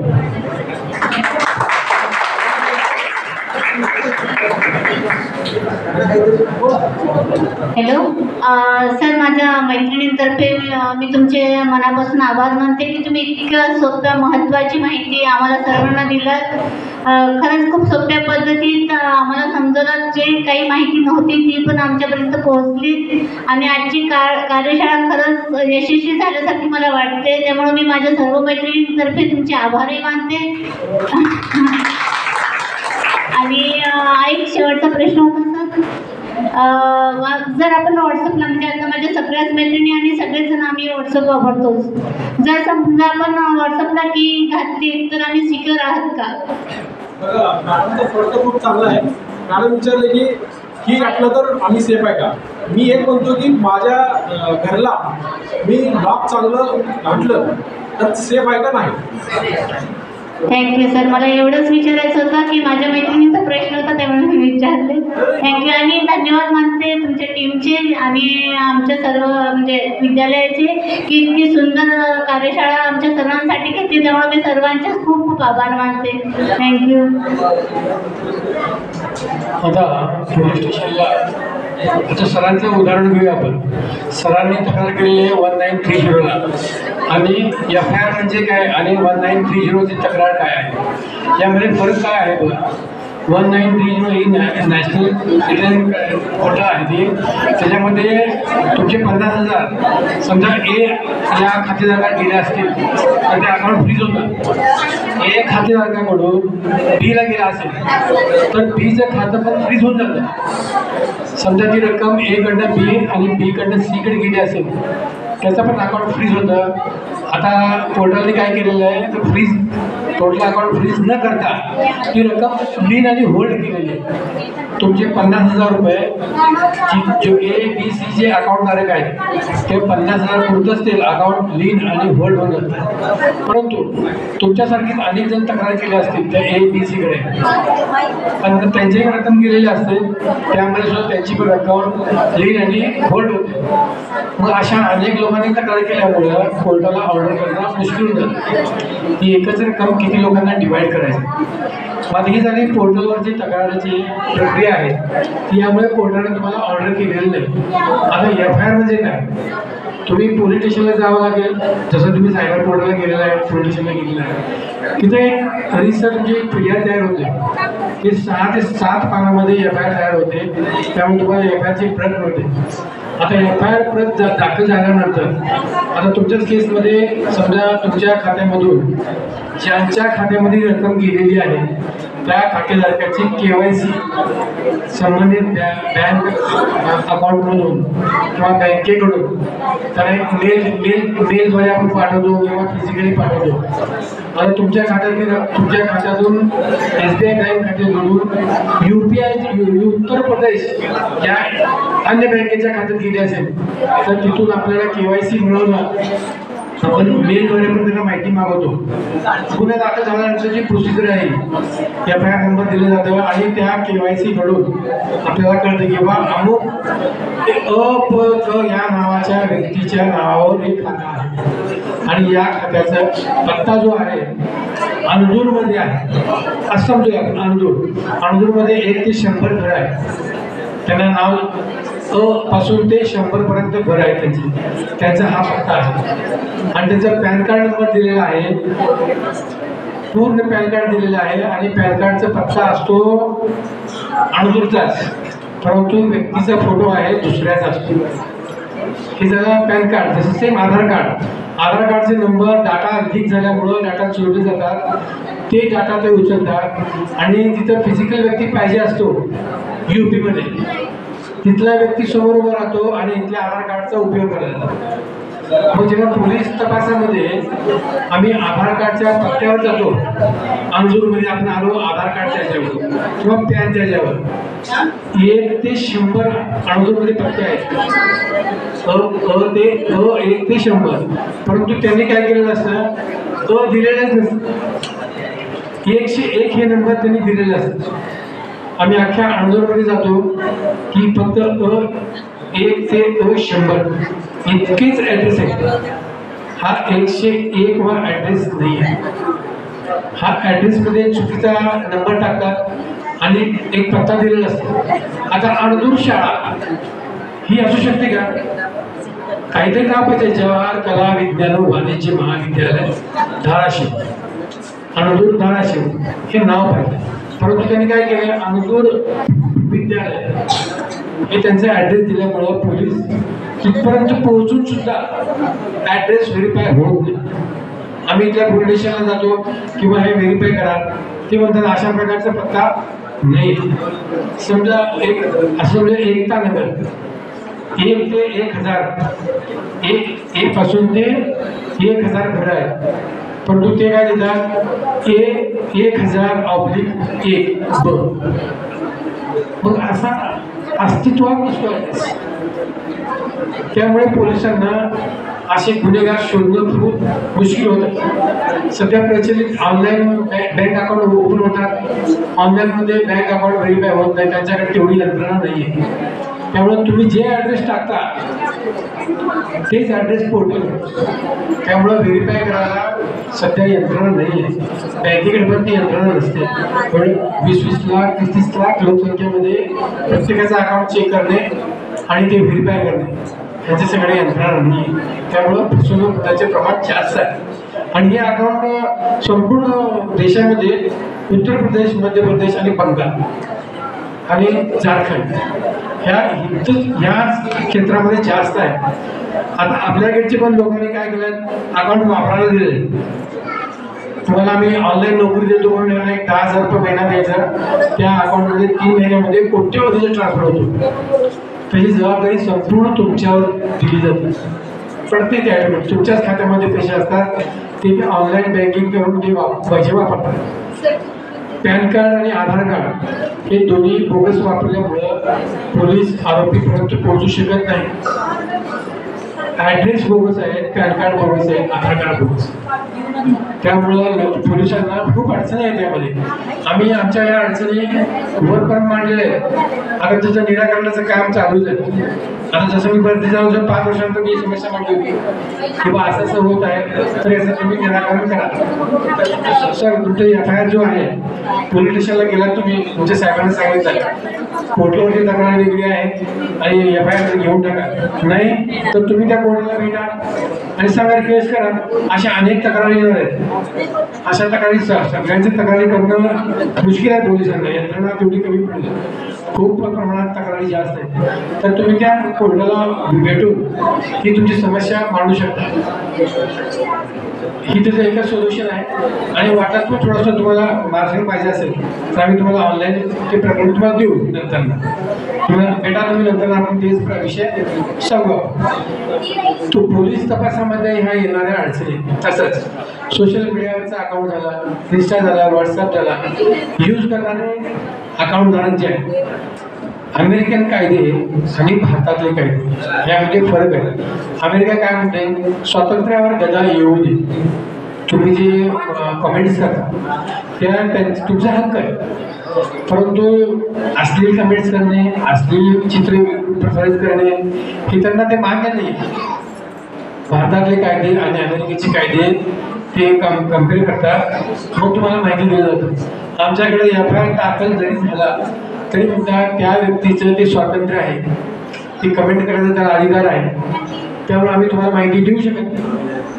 तर आम्ही याच्यामध्ये काहीच करू शकतो कारण ती यंत्रणा असते कॅलिफोर्निया अमेरिकेमध्ये. फक्त आपण मेलद्वारे कॉन्टॅक्ट करतो. यूट्यूब झाला, जीमेल झाला, व्हॉट्सअप झाला, स्नॅपचॅट झाला, हे सर्व ह्यांचे सगळे ऑफिस अमेरिकेमध्ये. त्यांना आपण रिक्वेस्ट करतो ते रिक्वेस्ट रिजेक्ट करून टाकतात. आपण सेकंड टाईम करतो तरी पण ते काय करतात रिजेक्ट करून. काही गोष्टी FIR नाही म्हणतात. आम्ही FIR दाखल केलं तरी म्हणतात नाही हे कंटेंट जे आहे त्या माणसाच्या व्यक्तीच्या स्वातंत्र्यावर गदा आणण्याचा हक्क आहे. तो त्याला हक्क आहे तो बोलण्याचा. त्यामुळे आम्ही घेतो. आता तुम्ही दिल्लीमध्ये उदाहरण बघितलं असेल. दिल्लीमध्ये मुख्यमंत्री जे आहेत माजी मुख्यमंत्री अरविंद केजरीवाल यांच्याकडे ॲपलचा आयफोन आहे. फोन आहे त्यांच्याकडे. त्यांनी जो पण पासवर्ड देत नाही तो पण पोलीस काही करू शकतो. आमच्याकडे अनेक सॉफ्टवेअर आहेत परंतु ॲपलचा असा एक मोबाईल आहे किंवा लेटेस्ट जे काही एस सिरीज आहे सॅमसंगचा ते सपोर्ट करत नाही आम्हाला. प्रत्येक सॉफ्टवेअर आहे 2-2 कोटीचं. एक सॉफ्टवेअर आम्हाला विकत घ्यावं लागतं 2 कोटीचा. आणि महाराष्ट्र पोलीस सरकारला इतकं महागडं सॉफ्टवेअर घेणं मुश्किल आहे.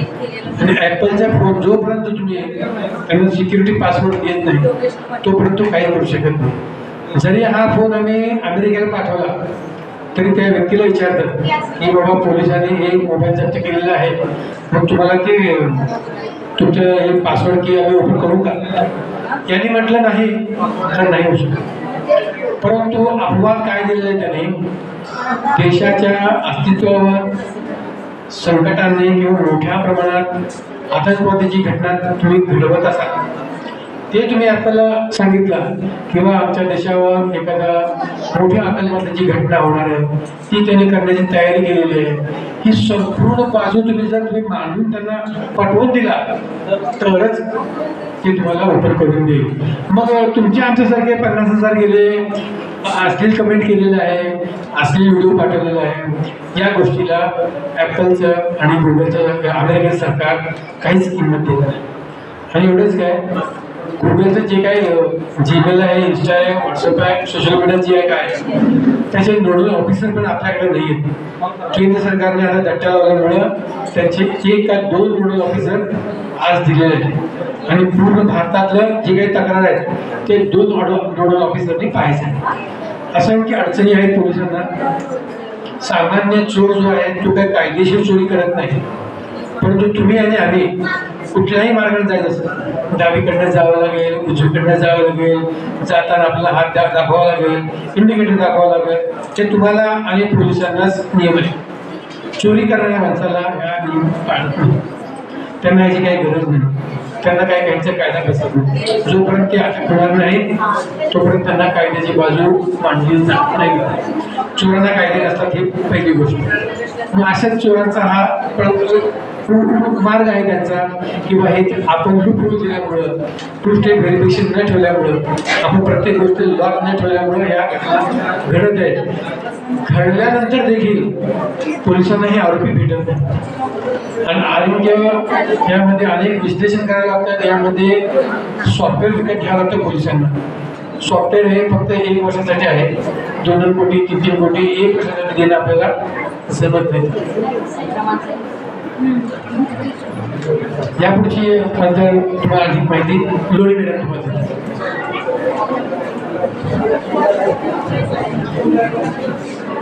नमस्कार सर्वांना. जवळजवळ आमचे अविनाश पाटील सरांनी कुलकर्णी सरांनी तर सायबर क्राईम बद्दल खूपशा गोष्टी सांगितलेल्या आहेत. पण आपल्या महिलांचं कसं नॉलेज असतं मोबाईलच्या बाबतीत आणि गाडीच्या बाबतीत एवढं असतं नॉलेज, आपण जास्त लक्ष देत नाही. आता महिला तुम्ही व्हॉट्सअप इंस्टा फेसबुक वापरता सगळे वापरता. मागे महिला समोर बघा सगळे.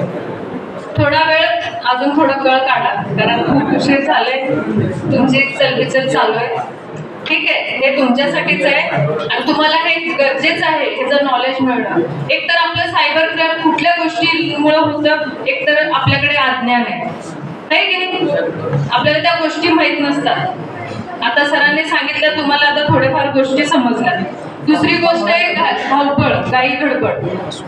तुमचे आता शिक्षक वर्ग पण आहे इथं लेक्चर घेत असतात. लेक्चर घेताना त्यांना एक फोन येतो, त्यांना सांगितलं जाते की मी बँकेतनं बोलतोय, तुमचं क्रेडिट कार्ड अपडेट करायचं आहे, क्रेडिट कार्डचं लिमिट वाढवायचं आहे, तर तुम्हाला मी एक OTP पाठवतो सर पाठवून द्या. आपले शिक्षक विचारच करत नाहीत. आपल्याला बँक कधी कॉल करत नाही. त्यांना वाटतं की बँकेतनं फोन आलाय, डायरेक्ट ते आलेला OTP शेअर करतात. मग त्यामुळे त्यांचं काय होतंय फसवणूक. हे घाई गडबडमध्ये होतात ह्या गोष्टी. आणि तिसरी गोष्ट आहे कुठेतरी आपल्याला फुकट भेटलं आहे म्हटलं की आपण लगेच तिकडं आता हेच बघत असता इंस्टाला फेसबुकला. तुम्हाला एखादं घड्याळ एखादं काही पण आपल्या ड्रेस असेल, ज्वेलरीज असतील, वॉच असतील, शूज असतील, बाहेर जर मॉलमध्ये ते 1000 रुपयाला भेटत असेल तर ऑनलाईनला तिथं 50% ऑफ 70% ऑफ बघतो आपण आहे की नाही. आपल्याला काय वाटतं की बाबा एवढं स्वस्तात आहे, आपण लगेच काय करतो तिथं दिलेली लिंक क्लिक करतो आणि पैसे पे करतो. ते काय प्रोडक्ट आपल्या घरी येत नाही आणि आपण तक्रारी करायला जात नाही कारण अमाऊंट कशी आहे थोडी असते आहे की नाही. होतं का नाही. तर अशा छोट्या छोट्या गोष्टी बँक आपल्याला कधी कॉल करत नाही, MSCB कधी कॉल करत नाही. कधी कधी तुम्ही लाईट बिल भरून येता घरी आल्यानंतरही तुम्हाला फोन येतं की तुमचं 3 महिन्याचं लाईट बिल पेंडिंग आहे, तर तुम्ही मी एक लिंक पाठवतो ती लिंक क्लिक करा आम्ही अपडेट करून घेतो. तर आपण विचार करत नाही. आपल्याला वाटतं की लाईट बिल MSCB मधून फोन आला असेल, मग आपण ती लिंक क्लिक करतो, मग आपल्या अकाउंट मधले पैसे जातात. मग नंतर आपण तक्रार करतो, नंतर आपल्याला समजतं आपलं फसवणूक झाली. तर सोप्या गोष्टी कधी आपल्याला बँक कॉल करत नाही, MSCB कॉल करत नाही, कुठल्याही गोष्टीसाठी फोन आला OTP शेअर करू नका, तुमचे अकाउंटचे डिटेल्स शेअर करू नका, कुठलीही लिंक क्लिक करू नका. बरोबर आहे. आणि आता तुम्ही सगळे आजूबाजूला राहत असता, एखाद्याच्या घरात जर टमाटे संपले किंवा कोण रिलेटिव्ह आले 4 मिरच्या घेतल्या तर आपण ती रिटर्न कधी देते ह्याची वाट बघतो आहे की नाही. एक वाटी साखर जरी शेजाऱ्यांनी घेतली 4 दिवस झालं घेतली अजून देईना, आपण म्हणतो का नाही. तर अशा छोट्याच गोष्टी आहेत की आपली गोष्ट आपण फुकट कुणाला देत नाही, तर कोणतरी आपल्याला स्वस्तात आणि फुकट देतो म्हटल्यावर आपण लगेच विश्वास ठेवतो. अशा गोष्टी दिसल्या की आपण समजून घ्यायचं की आपल्या इथे कुठेतरी फसवणूक होणार आहे. सरांनी म्हणलं हे मोबाईल म्हणजे काय, एक शस्त्र आहे, वेपन आहे, शस्त्र आहे. त्याच्यातनं एखादा मेसेज एखादा व्हिडिओ तुम्ही कुठं शेअर केला, पोस्ट केला तर ते कधीही डिलीट होत नाही. तुम्ही फक्त तुमच्या मोबाईल मधून डिलीट करू शकता. एखाद्या शस्त्रातून एखाद्या वेपन मधून गोळी बाहेर पडल्यावर ती वापस येऊ शकते का. एक सिंपल उदाहरण कधी येते का, मुला मुलींना आता कॉलेजमध्ये आता गेले वाटतं उठून मुलं आहे की नाही, तर मुला मुलींचा अफेअर असतं. मग एखाद्या मुलीला मुद्दाम जाणून बुजून त्रास देण्यासाठी मुलं काय करतात, मित्राच्या मोबाईलमध्ये अकाउंट ओपन करतात आणि तिला त्रास तिला मेसेजेस करतात. असं येतात आमच्याकडे भरपूर केसेस आहेत. मुली सुद्धा करतात, मैत्रिणीच्या मोबाईलमध्ये अकाउंट ओपन करून एखाद्या मुलाला मेसेज करतात, नंतर मोबाईलमधनं डिलीट करतात. मुलं ऑनलाईन गेम खेळतात, मुलांचा तो मोबाईल स्वतःचा नसतो, आई वडिलांचा असतो, त्याला बँकेचा अकाउंट लिंक असतो. मग काही गेम असे की तिथे पैसे पे करावं लागतात तुम्हाला, मग ते तुम्ही सगळे स्टेप पैसे पे करून खेळता आणि नंतर ते ऍप्लिकेशन डिलीट करून आई वडिलांना देऊन टाकता तुम्ही मोबाईल. मग आई वडिलांना मेसेज आलेला असतो की तुमचे एवढे पैसे डेबिट झाले. मग पालक येतात आमच्याकडे पळत, आम्ही काहीच केलं नाही तरी आमच्या मोबाईल अकाउंट मधून पैसे गेले. मग शेवटी आम्ही मोबाईल चेक करतो, त्यांच्या घरी मुलं आहेत का, त्यांच्या हातात देतात का मोबाईल. ह्या सगळ्या चौकशी केल्यानंतर समजतं की गेम मध्ये पैसे गेलेले. तर पालकांनी तुम्ही लक्ष दिलं पाहिजे की तुमचं मुलगा मुलगी मोबाईल घेतल्यानंतर काय करतात. एखाद्या मुलाला मेसेज सेंड करून ते डिलीट करून तुमच्याकडे देतात मोबाईल. तुम्हाला नंतर कळणार आहे का ते डिलीट केलेलं मेसेज. तर तुम्ही लक्ष ठेवा तुमच्या. आता प्रत्येक 1 वर्षाचा मुलगा मुलगी जरी असली, जेवताना आपण त्याच्या हातात मोबाईल देतो का नाही, रडायला लागले की मोबाईल देतो. तर लहानापासून मोठ्यापर्यंत ते एक हॅबिट झालेलं आहे मोबाईल. आपण काही नसताना आता तुमचे मुलं मुली कॉलेजवरून येतात, आल्या दप्तर वगैरे बॅग फेकून देतात, लगे मोबाईल घेतात. असं काय यांना कुणाचे मेसेज येणारे, कॉल येणारे, असं त्यांचं वागणूक झालेलं आहे. रील्स बघतात तुमचे मुलं, तासन तास रील्स बघतात. आपल्याला दिवसभर 2 GB 1.5 GB डाटा दिलेला आहे, ते आपल्याला संपवल्याशिवाय आपलं पण मन शांत बसत नाही की नाही. चेक करतो अजून 500 MB चला करतात, रील्स बघता तुम्ही ह्या गोष्टी मुलांकडे लक्ष देण्यासाठी सांगते मी, कारण तुम्हाला माहित नसतं की तुमचे मुलं मोबाईल मध्ये काय करतात. कारण पालकांचं एवढं एज्युकेशन झालेलं नसतं आणि मोबाईलच्या बाबतीत तेवढ्या फीचर्स किंवा मोबाईलमध्ये जे ऍक्टिव्हिटी आहेत त्या गोष्टी तुम्हाला माहित नसतं, तेवढ्या आता मुलांना माहित आहे. बरोबर आहे. तर हे एकदम किरकोळ गोष्टी आहेत. आम्ही मोबाईल वापरतो, आम्ही प्रत्येकाचे अकाउंट काढलेले आहेत आणि मुलांनी महिलांनी तर कुठलेही तुम्ही फोटो आणि व्हिडिओज सोशल मीडियावर शेअर करू नका. आजकाल मुलं मुली कुठले दुसऱ्या गावी चालले तरी go to Mumbai, way to Mumbai. काय गरज आहे का तुम्ही तुमचं लाईव्ह लोकेशन किंवा तुम्ही कुठं जाताय सांगणं. एक तर आपलं मोबाईल सरांनी सांगितल्यासारखं लॉक नसतं, आपली पर्स सगळी असं रस्त्यावर उघडीच आहे, नाही की नाही, घ्या कोणी घ्या आणि आपण वर्ण म्हणायचं की माझ्यासोबत फसवणूक झाली, नाही की नाही. तर प्रत्येकाने चावी लावलं पाहिजे आणि मोबाईलला अधूनमधून तुम्ही पासवर्ड चेंज करा प्रत्येक ऍप्लिकेशनला. मोबाईलला एक वेळेस तुम्ही पासवर्ड ठेवू नका, पण प्रत्येक मोबाईल बँकिंग असू द्या, तुमचे सोशल मीडियाचे ऍप्लिकेशन असू द्या, त्याला पासवर्ड, एक स्ट्रॉंग पासवर्ड ठेवा, गरजेचं आहे. कुठं तुमचा मोबाईल चोरीला वगैरे गेला तर पासवर्ड असेल तर तुम्ही तुमची फसवणूक होऊ शकत नाही किंवा तुमचं अकाउंट वगैरे सेफ असू शकतं जोपर्यंत त्याच्यावर आपण ऍक्शन घेत नाही तोपर्यंत तरी. तर हे किरकोळ गोष्टी आहेत. आता तुम्ही सोशल मीडियाला फोटो व्हिडिओज व्हायरल करता, हे फ्रॉडर काय करतात, तुमचे फोटो घेतात, त्याच्या मार्फिंग करून तुम्हालाच ब्लॅकमेल करतात. त्यासाठी करायचं नाही. काय गरज आहे, तुमचं अकाउंट प्रायव्हेट ठेवा. काय गरज आहे का, आता आम्ही वापरतो, आम्ही कधी पोस्ट करत नाही. जरी करत असेल तर प्रायव्हेट ठेवा तुमचं अकाउंट, सेफ आहे का चेक करा तुम्ही. ह्या एकदम किरकोळ गोष्टी आहेत, ते आपण अजिबात लक्ष देत नाही, त्यामुळे आपल्यासोबत फसवणूक होते. कधी कधी व्हिडिओ कॉल येतात मुलांना, व्हिडिओ कॉलला बळी पडतात. आमच्याकडे असे भरपूर मुलं येतात, आले की लाजतात त्यांनी तक्रार सांगायला सुद्धा. हे शांत बस रे, लाजतात. मग ह्या गोष्टी आपण माहित असलं तर आपण करणार आहे का, नाही करणार. आपल्याला माहित नाहीये की अनोळखी नंबरवर आपल्याला व्हिडिओ कॉल येतो, उचलल्यानंतर अशा गोष्टी होतात. तर कुठल्याही अनोळखी नंबरवरनं कॉल आला तर ते उचलू नका तुम्ही. सरळ तो नंबर सरांनी सांगितल्याप्रमाणे ब्लॉक करायचे. आता आमच्याकडे एक केस होती, 2 मावस बहिणी होत्या महिलांसाठी मुलींसाठी. ते दोघी 11वीत एकाच वर्गात शिकत होते. मग त्यावेळेस एका मुलीचं एका मुलासोबत अफेअर होतं. ते वय असतं, अट्रॅक्शन, त्यावेळेस ते गोष्टी झाल्या. नंतर कॉलेज संपलं, 10 वर्षांनी एका मुलीचं लग्न ठरलं. जिचं अफेअर होतं तिचं लग्न ठरलं. लग्न ठरल्यानंतर तिला एवढं चांगलं स्थळ आला की तिची जी मावस बहीण आहे तिला जेलस फील झालं, हिला कसं काय एवढं चांगलं स्थळ आलं म्हणून, सगळ्या मावस बहीण.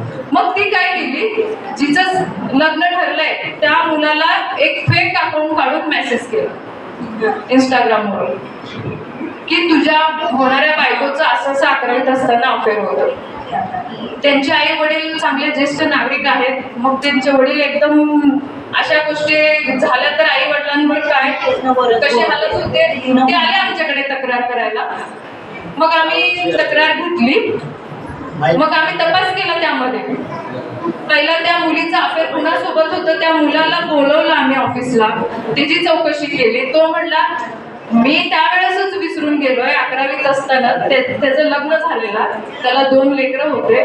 मग शेवटी तो काय आरोपी नव्हता. मग नंतर आम्ही पुढे तपास केलो, त्यामध्ये त्यांची सख्खी मावस बहीण सापडली. ती काय करायची, तिचा एक पुण्याला बॉयफ्रेंड होता, त्या बॉयफ्रेंडच्या मित्राच्या मोबाईलमध्ये तिने एक फेक अकाउंट काढून त्या गोष्टी करत होती. ती होती नगरला, बॉयफ्रेंड पुण्याचा, त्याचा मित्राचा मोबाईलचा वापर करून. तर आम्ही नंतर शोधून काढलं तिला, महिनाभरात आम्ही पोलीस स्टेशनला आणलं. शेवटी ते पुढे तपास झाला आमचा.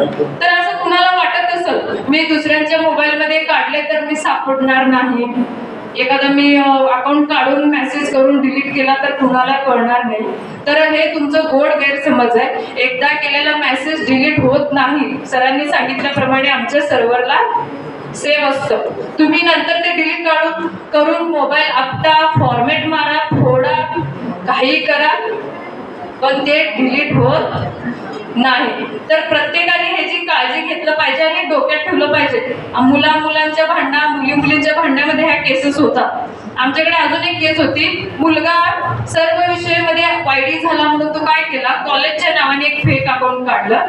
त्यामध्ये शिक्षक आणि मॅडम तिथल्या शिक्षकांचे फनी व्हिडिओ करून पोस्ट केलं. शेवटी त्या मुलाला आम्ही एक 3 ते 4 दिवसात त्याचा तपास केला. मग त्याला विचारलं तर तो म्हटला की माझे सगळे सब्जेक्ट गेलेले आहेत, शिक्षक मला राबवत होते, त्यामुळं मी असं केलं.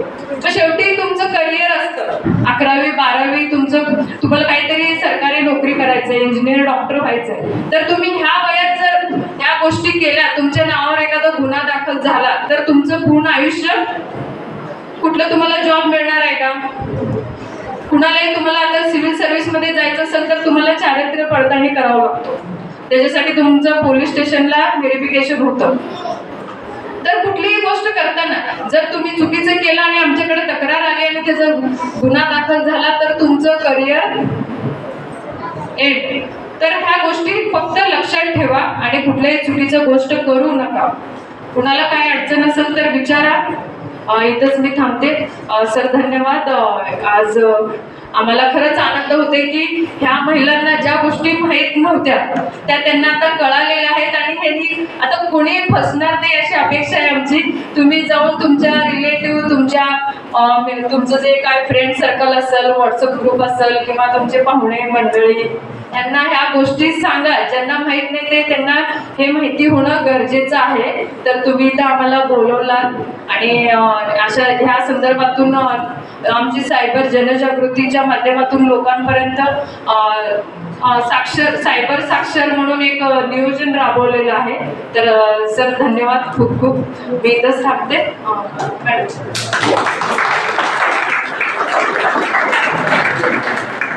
तुम्हाला काही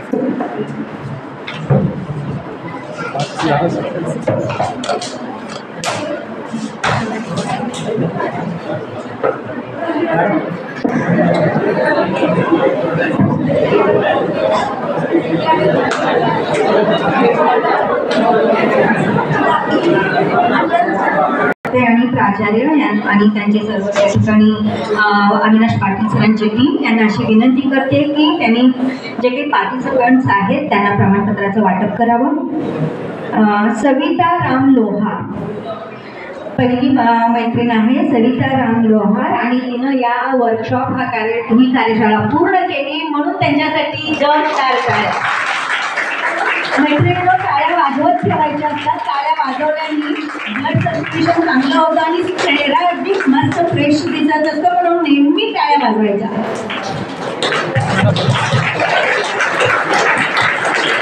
दुसरी मैत्रीण आहे लक्ष्मी रामलिंग साळुंके. लक्ष्मी रामलिंग साळुंके.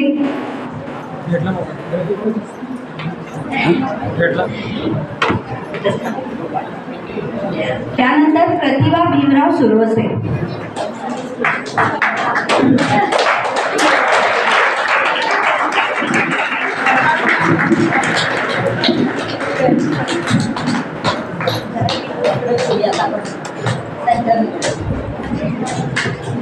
त्यानंतर आहे अर्चना विजय फंडरे. अर्चना विजय फंडरे. हॅलो. हे कार्यशाळा 1 दिवसाची नसून 10 दिवसाची असली तरी पण आम्ही आलो असतो. अर्चना विजय ललिता कल्याणराव हिप्परगे. ललिता कल्याणराव हिप्परगे.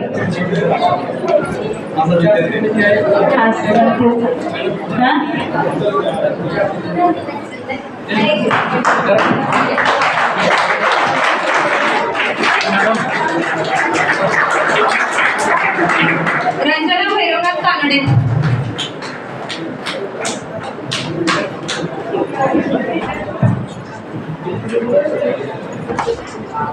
संध्या लिंबाजी सुरवसे.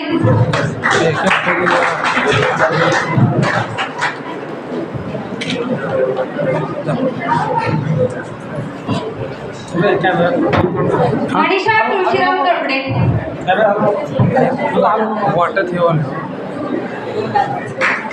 मनीषा तुळशीराम दडपडे. उषा दीपक जाधव. मनीषा तुळशीराम उषा जाधव. शकुंतला राजमाने. जयश्री गुरुनाथ कभाडे.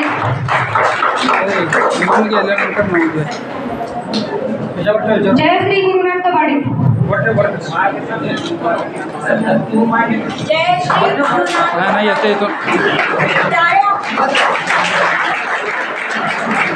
मीरा आणि घुगे.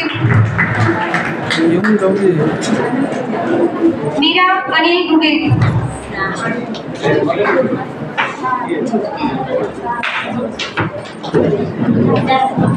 पल्लवी बिराजदार. पल्लवी बिराजदार.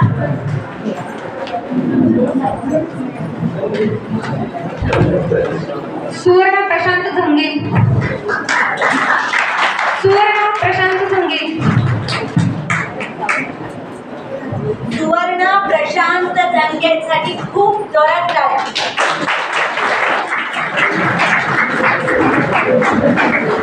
शोभा मुडके.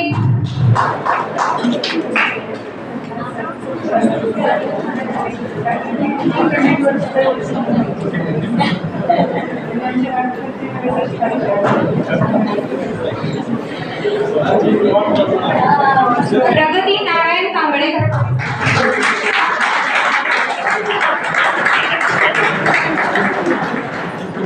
प्रगती नारायण कांबळे.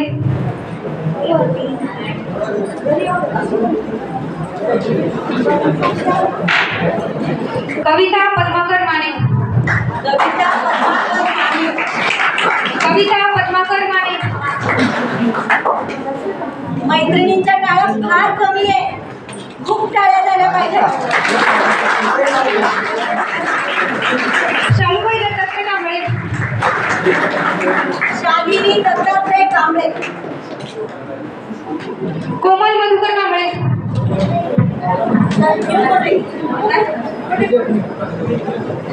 प्रतीक्षा प्रकाश शेट्टी,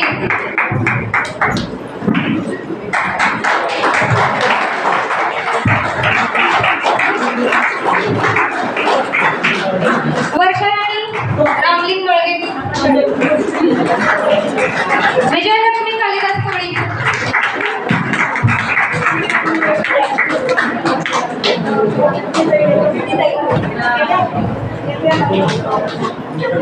अनिता शिवाजी खुडे,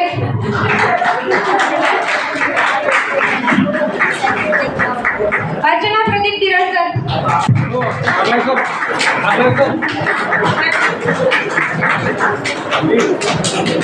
शैलेजा प्रभाकर बसने,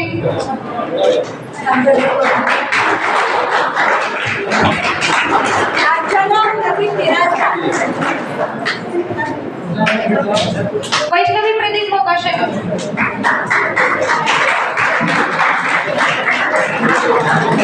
श्वेता अमरमुळे,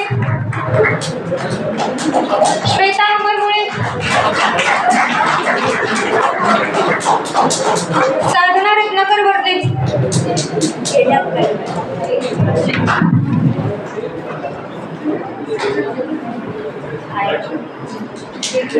स्वाती रवींद्र वंड्रे,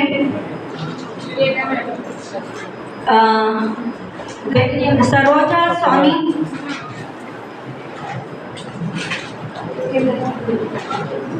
नंदिनी अमित तोगी,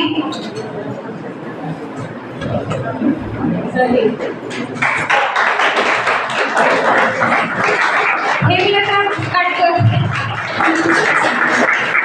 मोकाशा आरती दीपक, इकडं बघा, अर्चना शिवाजी राठोड,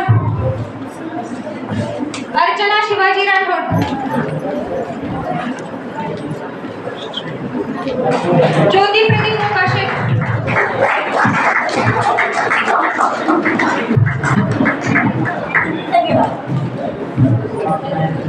हुक्किरे कन्याकुमारी पंडित,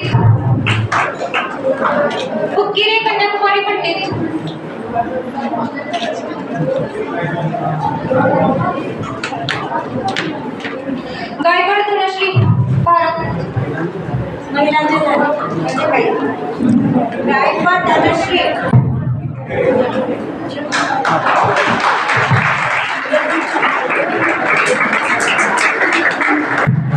आंबुरे प्राजक्ता सदाफुले,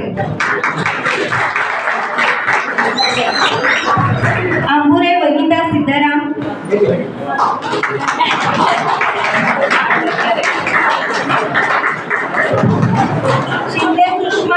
शिंदे सुषमा गोविंद, पवार सुजाता संजय. महिलांकडून टाळ्या वाजल्याच जात नाहीये.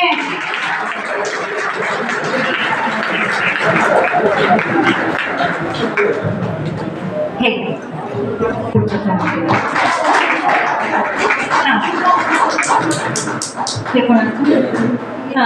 नाही पवार सुजाता संजय. इकडं बघा.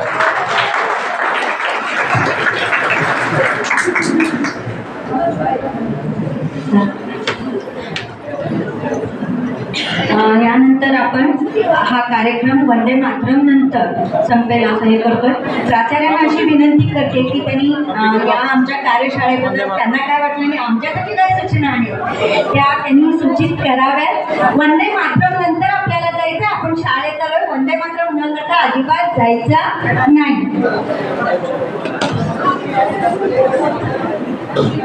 आजच्या या सायबर सिक्युरिटी संदर्भामध्ये आयोजित केलेल्या या कार्यशाळेत सायबर तज्ञ अविनाशजी पाटील, श्रीराम कुलकर्णी आणि अश्विनी लोणी यांनी खूप चांगल्या प्रकारे आपल्याला मार्गदर्शन केलेलं आहे. आणि इथून पुढं प्रत्येकानेच म्हणजे आपण महिला आणि त्याचबरोबर महाविद्यालयातील विद्यार्थी आणि विद्यार्थिनी. आता प्रातिनिधिक स्वरूपामध्ये तुम्ही माहिती घेतला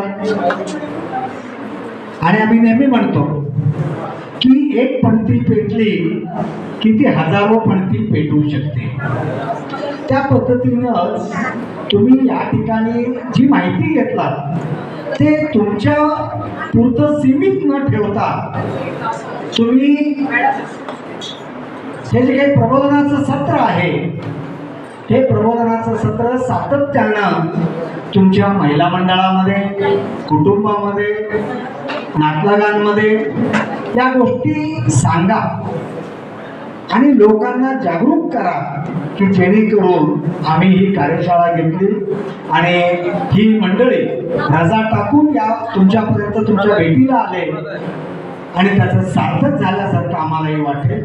तर तेव्हा वेळात वेळ काढून आपण सगळ्यांनी इथं आलात तर आम्ही, कारण शेवटी हे आमचं जे महाविद्यालय हे आम्ही महाविद्यालयाला गुरुजी जसं म्हणायचे की महाविद्यालय हे परिसर परिवर्तनाचं केंद्र बनलं पाहिजे आणि हाच उद्देश ठेवून या महाविद्यालयाच्या वतीनं वेगवेगळे जे विभाग आहेत आणि वेगवेगळे जे सेल्स आहेत त्यांच्या वतीनं आम्ही एक सामाजिक प्रबोधनाचं काम सातत्यानं आम्ही करीत आलेले आहोत आणि करीत राहणार आहोत.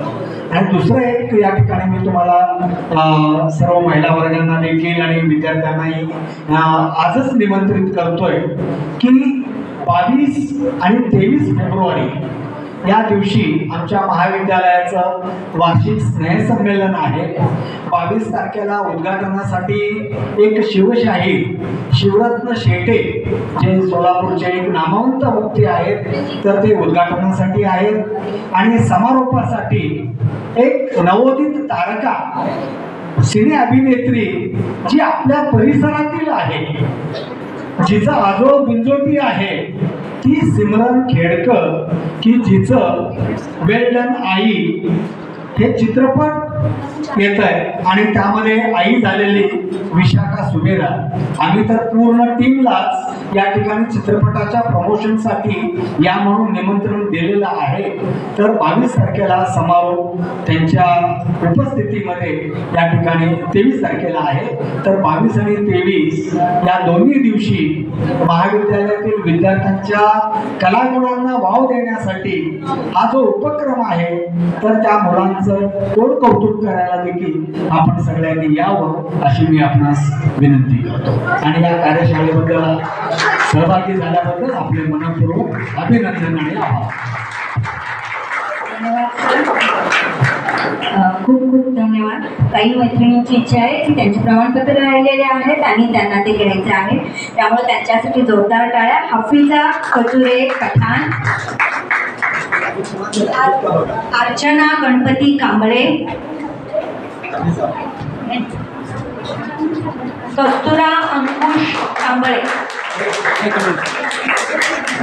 मैत्रिणींसाठी टाळ्या वाजवा. टाळ्या वाजवल्या तर झोप जाईल आणि आळस पण जाईल. त्यांना फोटो घ्यायचे.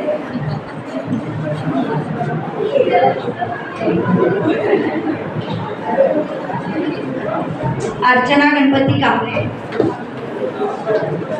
कस्तुरा अंकुश कांबळे,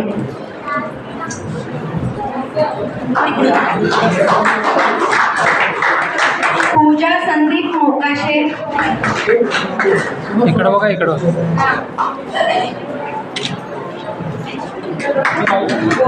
रेखा राजेंद्र लोहा,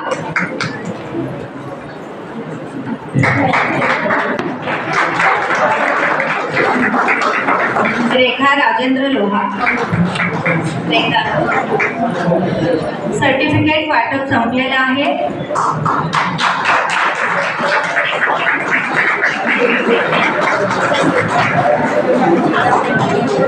थोडं लेट झालं मॅडम. पासून हार्दिक आभार व्यक्त करते. माझे जे काही फॅकल्टीज आहेत, doctor Vivekanand Gawale sir, doctor Mansi Swami, सगळे विद्यार्थी जे सॉफ्ट स्किलमध्ये इन्क्लूड झाले त्या सर्वांनी ते डेकोरेट केलेलं आहे. खूप मदत केली, झाडण्यापासून ते स्टेज डेकोरेशन पासून सगळे नॉन टीचिंग स्टाफ यांची खूप मदत झालेली आहे. आणि सरांच्या प्रेरणेतून, रामदादांच्या प्रेरणेतून ह्या गोष्टीमध्ये आम्ही म्हणजे कार्यक्रम घेऊ शकतो. त्यामुळे प्राचार्य, उपप्राचार्य, सर्व प्राध्यापक, सर्व माझ्या मैत्रिणी, सर्व विद्यार्थी बंधू भगिनी यांचे मी महाविद्यालयाच्या वतीने हार्दिक आभार व्यक्त करते. आणि आता वंदे मातरम नंतर हा कार्यक्रम अध्यक्षांच्या बरोबर ग्रुप फोटोसाठी आपल्याला खाली थांबायचं आहे आणि फ्रेश होऊन थांबायचं. आता बाई उशीर झाला असा अजिबात नको. एक फोटो झाला की तुम्ही पटकन निघून जायला हरकत नाही. वंदे मातरमसाठी उभं राहायचं.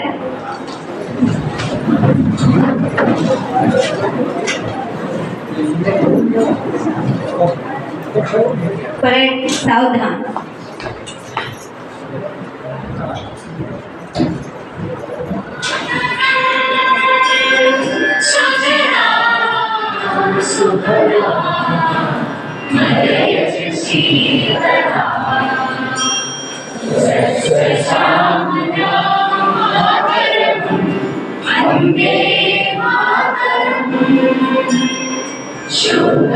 ज्योत्स्ना पुलकितयामिनी